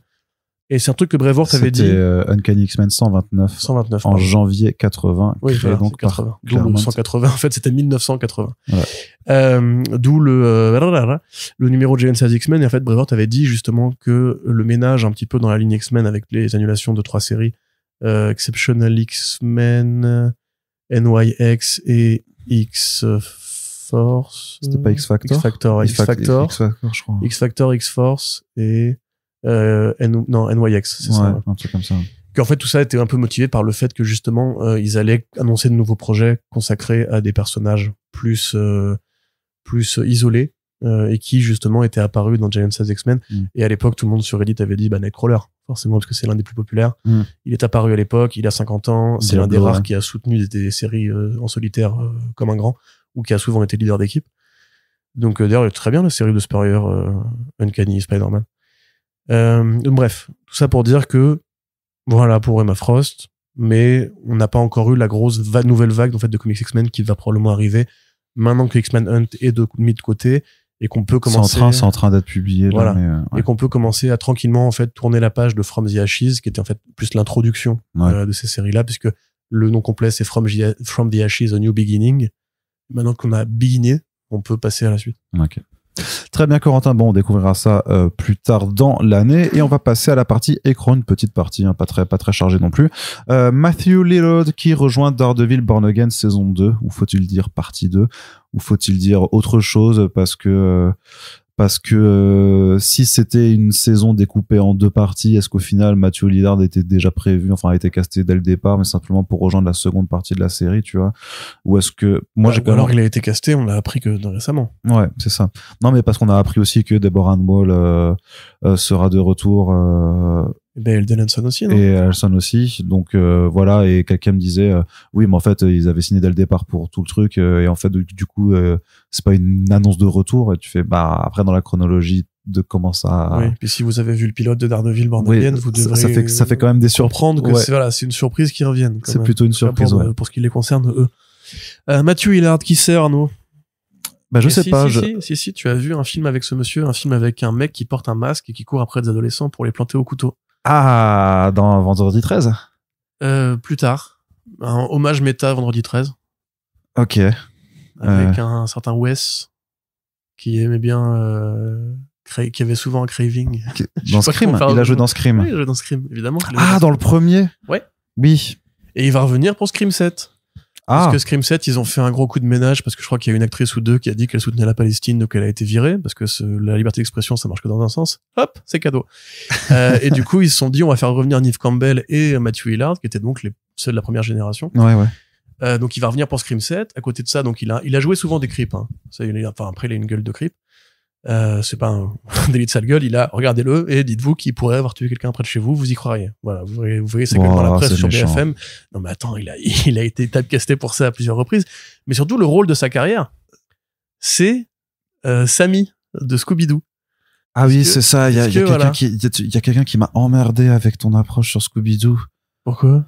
Et qui disait mais faut pas limiter juste à Scooby-Doo, il a fait d'autres trucs et tout ça. On fait mais c'est écrit. Mais oui, mais je sais, c'est pour ça que je lui répondais, mais c'est écrit dans l'article, il y a d'autres mentions, là c'est juste le rôle de sa carrière, c'est Sammy de Scooby-Doo. Il a fait plus de 10 fois Sammy dans Scooby-Doo. Donc je l'associe à Sammy de Scooby-Doo si je veux, et nique ta grosse race. Enfin, je veux dire, j'associe tout autant d'ailleurs Jason David Frank au Power Ranger vert, hein. Il a fait d'autres trucs, mais pardon, ça restera quand même le rôle de sa carrière.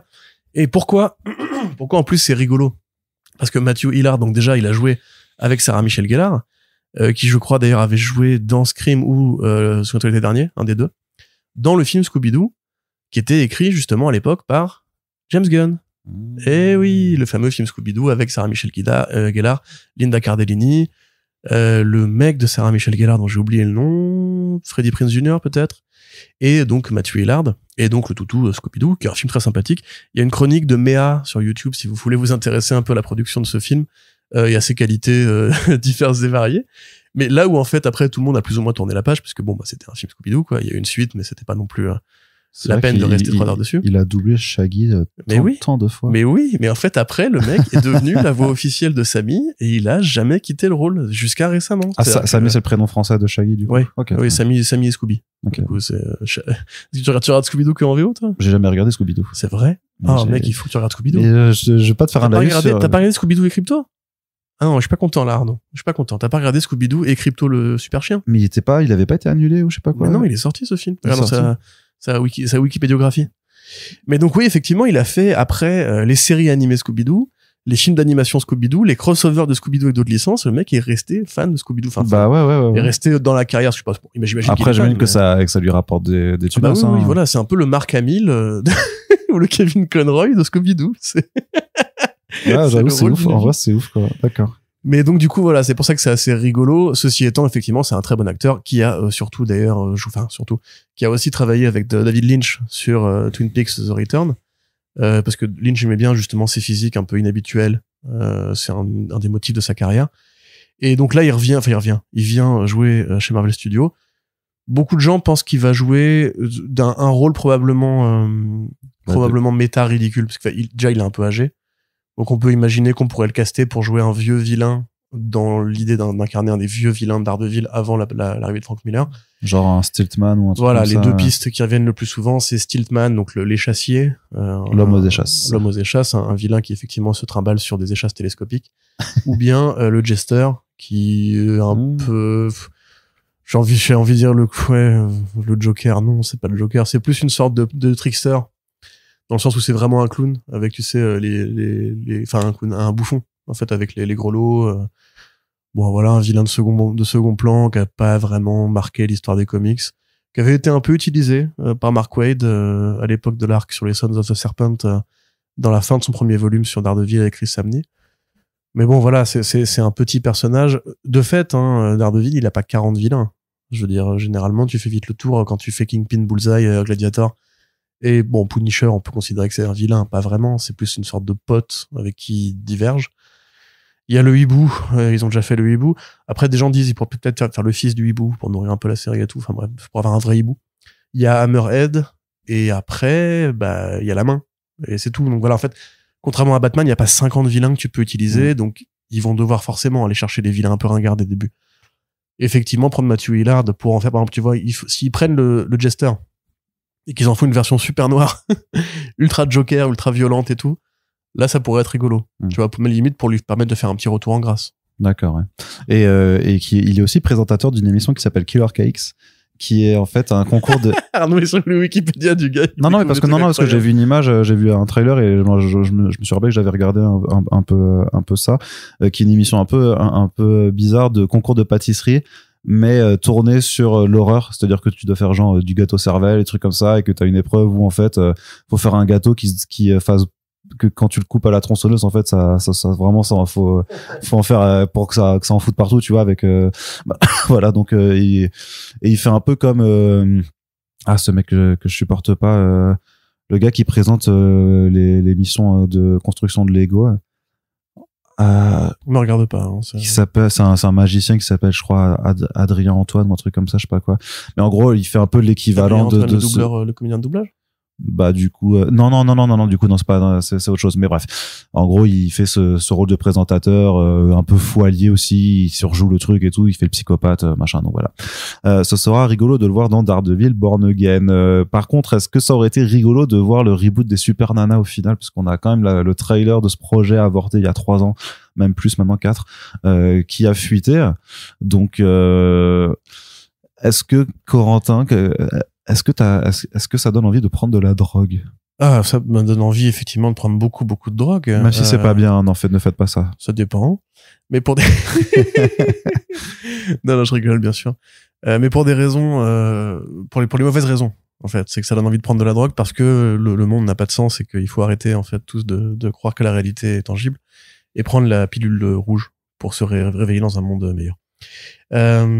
Mais trêve de plaisanterie, Arnaud. Vraiment, tu veux qu'on parle de ça? Je sais pas, franchement. Bon, pour rappel, rapidos.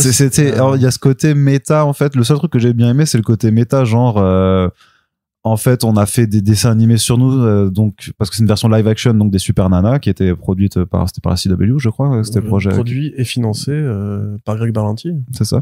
Avec l'idée, en fait, que ces 3 gamines ont vraiment existé, qu'elles ont vraiment eu des super pouvoirs et tout ça, sauf que, il y a pas de singe parlant, pour Mojo. En fait, c'est un gamin, enfin, c'est un mec et son gamin, quoi. Et par contre, qu'ils avaient fait un dessin animé dérivé, des produits, et du coup, le fait d'avoir une actrice noire, la réplique qu'elles font, quand même, ils nous ont bien whitewashé dans le dessin animé, c'est le seul truc qui m'a fait marrer. Et après, le reste, bah, c'est gênant, quoi, en fait. En plus, je me demande si c'était vraiment Berlanti ou juste la CW. Bon, en fait, c'était un peu, comment dire. Donc, l'idée, c'était de faire, comme tu dis, une version image réelle des Super Nanas. Et quand elles ont, voilà, oui, pardon, je te recoupe, mais quand elles ont grandi, donc elles ne sont plus des petites filles, elles sont désabusées, voilà. Série animée célèbre de Craig McCracken, de l'époque Cartoon Network, et Hanna-Barbera Productions, d'ailleurs. Considéré un peu comme un monument, hein, de cette génération. Moi, j'ai grandi avec, j'adore les Super Nanas, j'adore Samurai Jack, j'adore Johnny Bravo, j'adore le laboratoire de Dexter, etc. C'est magnifique, dessin animé anguleux et parfait et fou. Et en fait, les Super Nanas, justement, là, avaient été confiés à la scénariste Diablo Cody, qui est un peu considérée comme une autrice qu'on va qualifier de féministe, mais c'est un résumé un peu trop rapide. Déjà, elle a beaucoup de talent, hein. C'est elle qui a écrit le film Juno. C'est elle qui a écrit le film Jennifer's Body. Alors, on peut ne pas aimer Jennifer's Body, mais il y a une gouache dans les dialogues, il y a un esprit particulier qui est quand même plutôt agréable. Moi, j'avoue, j'aime bien ce film, il est sympa, en fait. Et l'idée, c'est effectivement, en fait, de produire moi, ça ressemble plus à une parodie. De produire une parodie, je pense, en tout cas, du concept un peu naïf et tartignol des Super Nanas. Sauf que déjà, les Super Nanas, c'est pas vraiment naïf. C'est faussement naïf. C'est, en fait, les Super Nanas, c'est déjà un peu une parodie, en fait, des dessins animés pour enfants. La ville de Townsville, donc la ville, le vilain qui s'appelle Mojo Jojo, le narrateur à la fin qui fait toujours la même putain de phrase, et le soleil brille sur Townsville grâce aux Super Nanas. Même l'origine, tu vois, du sucre, des épices, des tas de bonnes choses, et l'agent chimique X, enfin, tu vois, il y a toujours un côté un peu second degré dans les Super Nanas. Et le fait d'en faire une parodie, une version en image réelle pour critiquer un peu le dessin animé original, moi, je trouvais l'approche un peu grossière de base, et d'ailleurs, on avait couvert cette actualité, rappelle-toi, à l'époque. Et le projet avait fini par être... donc, il y avait un pilote qui était tourné, et après, la série était tombée en submersion, on savait pas trop pourquoi. On a appris plus tard, en fait, que Warner Bros, suite aux différentes fusions, voulait se débarrasser de la CW, et la CW n'avait plus, en fait, le carnet de chèques de Netflix pour produire ad vitam aeternam des saisons dispensables, et des séries dispensables, et qu'en fait, du coup, la CW avait été vendue à Nexstar, ce qui avait probablement mis du plomb dans l'aile de tout, ouais, projet. de tout. Oui. Et à côté de ça, en fait, Cody voulait faire le tour des chaînes de Warner Bros. Télé pour voir si quelqu'un voulait sauver le projet et personne ne s'est manifesté, comprenant sans doute que ça risquait juste d'irriter les fans qui avaient grandi avec. Alors, à tort et à raison, parce que c'est vrai que les fans sont parfois des gens un peu obtus, qui manquent d'ouverture d'esprit. En même temps, c'est vrai que là, c'était peut-être pas la meilleure idée. Et quand on voit donc les équipes de, je sais plus comment ça s'appelle, Lost Media, bidule, enfin, c'est des gens qui aiment bien chercher les trucs qui ont disparu, qui ont été effacés de la toile, notamment l'épisode de Moon Girl, où il y a un personnage trans que Disney a joyeusement censuré, et tous les mecs qui font ouais, Disney ils sont woke, etc. Oui, bien sûr. On va parler de Captain America 4 si vous voulez, mais bref, peu importe. Donc ouais, ils ont réussi à trouver Lost Media Busters. Ouais. C'est ça. Et c'est grâce à eux qu'on aura peut-être le film Bad Girl un jour. Peut-être. Non mais imagine. En vrai. Parce qu'ils sont vraiment très forts. Bah ouais, avoir retrouvé l'épisode de Moon Girl, parce que c'est quand même l'épisode complet, quoi. De 20 minutes censuré par Disney. Ils ont quand même super chaud, les mecs. Ils ont trouvé ce trailer, effectivement. Moi, ça me fait pas rire particulièrement. Je trouve ça laid et idiot. Et, okay. Et en fait, c'est de l'humour facile et Golemont. Et honnêtement, j'ai pas besoin de ça. Enfin, ça aurait été une série originale. On a touché à tes super nanas, on le sent quand même. Non, mais c'est ça, en fait. Je trouve pas. Là, tu es le fan obtus. Il y a un truc qui déconne dans l'énoncé, en fait, de ce concept. Et qui, enfin voilà, je pense que la série aurait été marrante, hein, si ça avait été une autre série que Super Nana. Mais le côté un peu pareil, tu vois, genre ouais, c'est pas vraiment les Super Nana du dessin animé, parce qu'en fait c'est l'inverse. Ça me fait penser à Buzz l'éclair, tu vois, le film où on dit non mais en fait, le jouet Buzz l'éclair est basé sur un film que le héros regardait machin, et dans la vraie vie, il y avait un vrai Buzz l'éclair. Tu dis non, vos gueules, ça marche pas comme ça la vie. Donc ouais, franchement, j'ai fait cette actualité. Et après, je me suis dit, tant mieux que ça n'ait pas été fait. Je suis désolé pour Diablo Cody, vraiment, parce que je pense qu'elle a beaucoup de talent. Mais là, c'était pas la chose à faire, en fait. Parce que déjà, bon, Riverdale, ça a fini par être sympa au bout d'un moment, tu vois. Mais quand, ou même Gotham.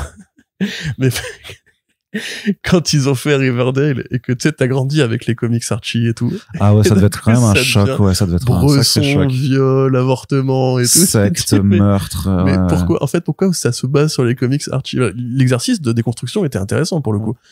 Sauf que là, encore une fois, pour moi, c'était pas le bon matériel. T'aurais fait une parodie de Franklin la Tortue en mode Bresson ou en mode comique, pourquoi pas, tu vois. Mais les Super Nana, par contre, pour moi, c'est déjà de base plus intelligent que juste la série un peu Peppa Pig qu'ils ont l'air d'évoquer ici, tu vois. Okay. Donc voilà, puis ça avait l'air quand même très laid, quoi. Ouais. Allez, Corentin, on va terminer avec la partie cinéma. Oui, ça avait pas l'air bien. T'avais envie que ça sorte. Non, je t'ai dit qu'il y avait une vanne. Il y a une vanne qui m'a fait sourire comme ça, et puis le reste, je t'ai dit que c'était juste de la gênance, quoi. Ça a l'air facile aussi. Ouais, je sais pas. Donc, je dis du côté du cinéma, tu le mentionnais avant, mais il y a un documentaire qui s'appelle Kirby Vision qui est en développement pour le cinéma. Oui, et c'est une réalisatrice apparemment à ses côtés dans le domaine du documentaire qui a fait des documentaires sur le Rwanda notamment. Alors bon, ça n'a rien à voir avec la bande dessinée américaine.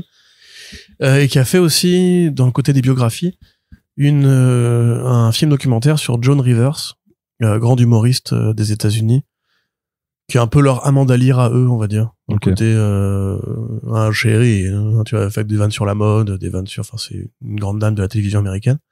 Elle a fait aussi Surviving Death chez Netflix. Oui, série documentaire sur des gens qui ont des expériences de mort imminente ou qui effectivement ont guéri de maladies rares et tout, et pour explorer un petit peu justement est-ce qu'il y a vraiment un truc après la mort et tout. Enfin, en l'occurrence, je pense que c'est plus racoleur. D'ailleurs, c'est très Netflix hein, comme thème. Mais là, effectivement, donc ils sont pareil associés à des bons producteurs. Donc une nana qui sait ce qu'elle fait, qui a même, je crois, gagné des prix hein, pour son travail de documentariste. Et avec aussi l'accord de la famille Kirby, enfin de la famille Kurtzberg hein, pour être précis parce que Kirby c'est pas leur vrai nom, l'accord de la famille Kurtzberg et d'un conservateur de musée et aussi d'un mec qui travaille pour le site Joe Blow je crois, donc ils ont quand même été prendre des gens Dan of Geek, Chris Longo de Dan of Geek, et Randolph Hope qui est le directeur d'un musée dédié à Kirby. Ouais. Et en fait quand tu lis le communiqué de presse, donc c'est tombé sur Variety je crois, les mecs, la nana te dit ouais en fait Kirby non seulement c'était un géant de la BD mais c'était un mec vraiment visionnaire, un grand nom de l'imaginaire américain qui a posé des designs, des concepts qui sont vraiment incroyables, et elle te dit naturellement et spontanément, et on l'a un peu effacé de l'histoire, et notre but à nous en fait c'est de le remettre dans sa place, la place qu'il mérite dans l'histoire. Alors pour nous, fans de comics, ça fait un bail que ce travail-là, il a déjà été fait. T'as Marc Evanier, t'as même Fournier en France, t'as le travail de Comics Initiative qui avait ramené les Young Romans, qui avait ramené Kirby Enemy et tout. Donc on a déjà, nous, notre génération, c'est Kirby Enemy, c'était même une création, hein, de mémoire, c'était pas une traduction. Hein. Les artistes modernes aussi le savent, mais c'est vrai que, comme on le dit souvent, c'est pas un scud envers Stan Lee, c'est qu'en fait, pour les gens qui ont grandi dans les années 60, 70, 80, mais peut-être même 90, qui n'étaient pas des gros passionnés de comics, et les gens pensent que c'est Stan Lee qui a tout fait, et que Jack Kirby a juste dessiné les idées de Stan Lee, mis en image les idées de Stan Lee, et que Ditko a juste mis en image les idées de Stan Lee. Et le problème, c'est qu'en fait, c'est comme ça qu'a été écrit le grand roman national des super-héros, et qu'aujourd'hui, en fait, un peu comme Bill Finger, moi j'ai découvert assez tard, en fait, que Bill Finger avait été, en fait, beaucoup plus important que Bob Kane dans la création de Batman. Quand tu grandis, tu vois Batman créé par Bob Kane partout. Tu dis, mais c'était qui Bill Finger? Après, t'apprends que c'est lui qui a créé le costume, qu'il a créé le Joker, qu'il a créé avec Robinson, qu'il a créé Catwoman, qu'il a créé tous ces personnages-là, et que, en fait, il est mort un peu dans la misère, quoi, donc, en comparaison de Bob Kane. Donc, en fait, voilà, c'est important. Ça peut nous paraître, nous, entre guillemets, un peu redondant, parce qu'on a l'impression que le boulot a déjà été fait, mais pour le grand public moderne, celui qui avait 10 ans au moment de Iron Man 1, et qui en a 25 aujourd'hui, même 27, putain la vache, ça fait longtemps, 27 aujourd'hui, on est très vieux, il croit qu'en fait Stan Lee c'est le pépé sympathique qui était dans tous les films de Marvel Studios, donc c'était en fait Monsieur Comics, et pour les gens qui en fait ne vont jamais passer la porte d'un comic shop ou d'un rayon comics dans une librairie, en fait, que encore une fois c'est Stan Lee et point. Et c'est un peu justement un combat qui va prendre encore beaucoup de temps, parce qu'il faut détricoter cette histoire. Et c'est pas, entre guillemets, insulter la mémoire de Stan Lee, qui a fait de très grandes choses pour l'histoire des BD, mais Jack Kirby, il a fait des choses peut-être encore plus grandes. Donc enfin, on s'intéresse à lui. C'était un truc qui avait été reproché justement par les héritiers de Kirby, par beaucoup de dessinateurs. Quand Stan Lee est mort, il y a eu des documentaires sur lui, produits par Disney entre autres. Oui, le documentaire de Disney+, qui qui en fait invisibilisait complètement tous les autres. Hein. Mais en plus, qui ne sont a priori pas que des dessinateurs. C'est Kirby, il a eu l'idée, par exemple, non, mais parce que quand tu sais club de la canne de Daredevil. Oui, et puis tu sais, quand on parle de la méthode Marvel, c'était vraiment de laisser à la charge du dessinateur le découpage et donc une partie de l'action, parce que t'as dit à certains l'intrigue. C'est ce que j'allais dire, parce qu'il y a une partie où juste simplement Stanley va te dire je sais pas, mais genre Spider-Man affronte le Scorpion machin, et dit vas-y fais-moi ça en 10 pages, et en fait c'était Stanley rajoute les dialogues, voilà, c'est ça, et en fait c'était à ça, c'était vraiment à l'artiste d'aller réfléchir à l'action vraiment, et donc l'action, les designs, la trame elle-même, au niveau des mouvements, etc. Et c'est pour ça d'ailleurs que les comics du Silver Age sont très restreints en termes de scénario. Mais du coup, ouais, c'est pour ça qu'il est vraiment important de tout déconstruire par rapport à ce qu'on a appris quand on était petit, et que des initiatives comme celle-ci qui vont parler à un public plus large, alors faudra voir comment c'est diffusé, sont essentielles, parce que, encore une fois, l'histoire a toujours été écrite par les vainqueurs. C'est pareil pour Bob Kane, c'est pareil pour encore une fois, hein, je veux dire, combien de gens au sein du grand public sont au courant que Jerry Siegel et Joe Shuster ont vendu le droit de Superman pour $130 et ont passé après leur vie à essayer de... C'est le péché original de l'histoire des comics. C'est littéralement ça. Ouais. C'est le vase de Soissons qui a du coup niqué toute perspective d'avenir pour ce putain de milieu, et qu'aujourd'hui encore, les héritiers sont encore en procès avec Warner Bros. Pour ce sujet-là. Donc il faut quand même, voilà, que ces réalités-là, elles soient mises en avant, pas pour insulter ou injurier qui que ce soit, ou refaire le match parce que c'est trop tard, entre guillemets, mais pour que demain, quand on appréhende la culture des super-héros, on puisse dire les termes tels qu'ils ont vraiment été faits, et qu'on arrête de... Encore une fois, lisez Public Domain de Chip Zdarsky si ça vous intéresse, qui propose d'ailleurs une réponse assez optimiste, qui est de dire, en fait, ce qui compte, ça reste quand même les comics, et il faut pas se préoccuper, en fait, des droits du cinéma, parce qu'on n'aura jamais cette victoire-là. Ils ont trop d'avocats, trop de millions, etc. Mais qu'au moins, pour l'histoire, Jack Kirby rentre comme un artiste fondateur. Je veux pas refaire cette complainte, mais le pop art a repris énormément, Liechtenstein a repris, en fait, énormément de toiles, enfin, de cases ou de couvertures de comics sur lesquels il a juste foutu un coup de peinture. On peut dire que c'est de l'art. C'est de l'art de reprendre une image et de se la réapproprier, évidemment. Mais les gens oublient, en fait, que les putains de tableaux de Liechtenstein sont basés sur des BD. Des tonnes de gens ne le savent pas du tout. Et ça, c'est un vrai problème. C'est un vrai problème gravissime, parce que les gens, en fait, imaginent que quand Liechtenstein dessine une femme qui se noie et qui dit I don't care, I'd rather drown but call Brad for help. En fait, c'est Lichtenstein qui a eu cette idée de cette image, etc. En fait, non. Cette image une case existe, de Kirby. voilà. Elle existe dans les Young Romans. C'est ça, c'est des romans. Et c'est pour moi un vrai problème parce que du coup, ça veut dire qu'on va préférer parler de Lichtenstein comme un artiste révolutionnaire au lieu de parler de Kirby comme un artiste révolutionnaire. Et encore une fois, ça nous rappelle que la BD, c'est éternellement considéré comme un truc de niche. Mais bon, ça, c'est un débat encore plus large. Voilà, et un secteur artistique qui n'est pas mature, ni dans le public qui le consomme, enfin, qui le vit, ni dans ceux qui le font. Donc, ouais, c'est effectivement, c'est ça, c'est de se dire qu'en fait, Jack Kirby aurait été remarqué parce qu'en fait quelqu'un a repris ses cases et en a fait des tableaux, que ses designs finalement sont devenus des objets de cinéma, donc en fait c'est là qu'on et même là en fait on en parle pas quand même parce qu'au final c'est Stanley qui mais c'est un truc que tu vois souvent dans les documentaires qui sont produits par Marvel et par DC donc en interne. C'est souvent, tu sais, quand ils te présentent les comics dans les moments d'intro, tu sais, où il y a plein d'auteurs, plein d'artistes, plein de journalistes et compagnie, et qui te font, ouais, grâce aux comics, on a pu avoir le film Superman, et on a pu avoir les Marvel Studios qu'on fait rêver le monde et compagnie.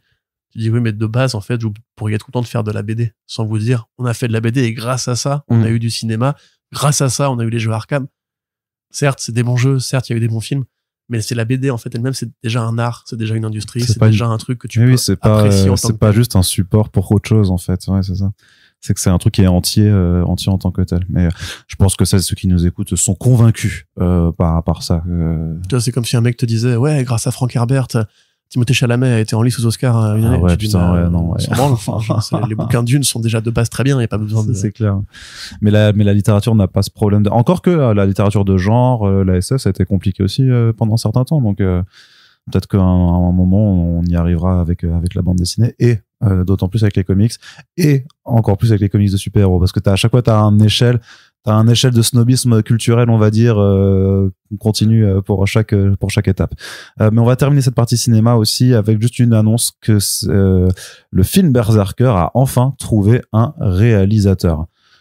Ouais, et c'est pas un petit réalisateur. Enfin, on peut apprécier ou pas, mais c'est Justin Lin, un grand nom en fait de la franchise Fast and Furious, qui avait commencé le travail par le plus mauvais des Fast and Furious. C'est malheureux, mais après, ça dépend si on aime bien le 1, le 2 et le 3.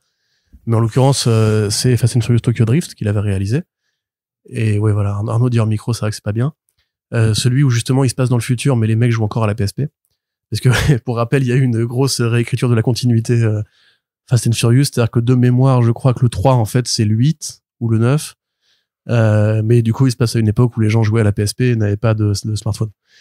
Ce qui est plutôt rigolo parce que c'est le Japon et c'est un pays futuriste. Donc, après ça, il avait fait, que je retrouve ça, parce que, en fait, là, actuellement, je vous parle, on dirait que je connais mon sujet et tout, mais pas du tout. En fait, je connais très mal Justin Lin. Il avait fait le 6, je crois, et il avait fait le dernier, le 10. Arnaud, aide-moi. Toi qui les as vus, ces films. Oui, mais je me rappelle pas forcément des réalisateurs. Il avait fait, donc, le 3e, le 6e et le 9e. Okay. Voilà, tu valides du coup. Le 3 il est pourri, mais le 6 il est bien. Ah, le 6 il est très bien, ouais. Et le dernier. C'est avec Statham le 6, c'est ça? Il me semble. C'est le premier avec Statham? Parce que le 4, ils sont au Brésil. Oui, le 4 c'est le soft reboot. Le 4 c'est avec Dominic Toretto qui revient. Ouais. Et là il est avec sa nana, je crois. Je sais même plus. Franchement, moi j'aime pas ces films. Donc je serais pas vous en parler, mais bref, en tout cas c'est un gros réal dans le sens où il fait des productions qui coûtent cher avec une licence qui marche bien, et clairement, même si on peut ne pas apprécier la licence des Fast and Furious, elle a trouvé un certain engouement, notamment pour ses scènes d'action et ses cascades, ce qui tendrait à vouloir dire que Justin Lin, en tout cas, moi j'aime pas, mais il y a des gens qui apprécient. Et il a aussi fait Star Trek Beyond, le 3e film de la franchise Star Trek, telle qu'elle a été rebootée par J.J. Abrams pour le cinéma et Paramount. Donc quand même, voilà, un gros réalisateur de blockbuster, qui en fait est un ami de Keanu Reeves. Parce que Keanu Reeves, on ne sait pas forcément ça de lui, mais bon, déjà c'est un mec qui a eu beaucoup d'argent parce que il est devenu riche assez tôt grâce à la saga des Matrix. Et après, il a financé en fait beaucoup de petits produits à côté.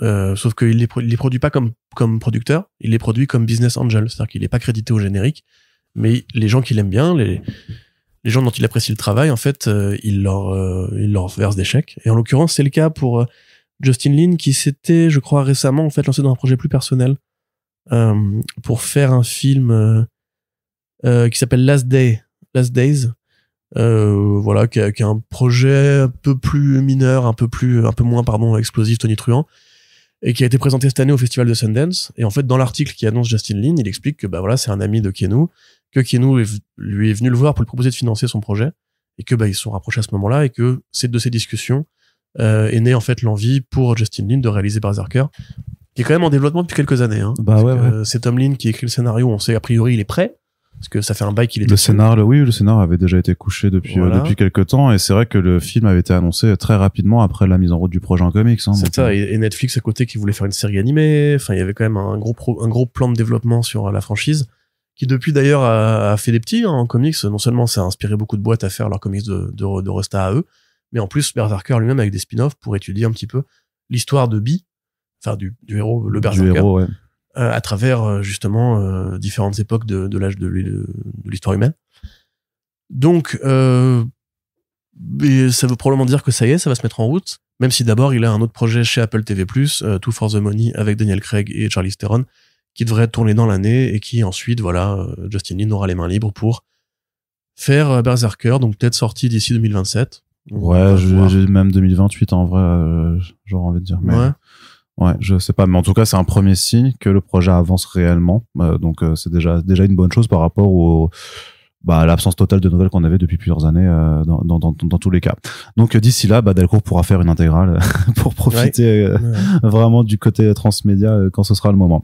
Mais on en a terminé pour ce front page en tout cas. Donc on espère que ça vous a plu. N'hésitez pas à le faire savoir si c'est le cas. On a besoin de votre soutien, quelle que soit la façon dont vous voulez soutenir le podcast. Donc vous pouvez commenter sur YouTube, sur Spotify, sur notre site, sur les réseaux sociaux. Vous pouvez partager les podcasts, en parler autour de vous et également contribuer à notre Tipeee. Merci à toutes et tous de nous avoir écoutés. On se dit à très bientôt pour la suite de nos émissions. Salut!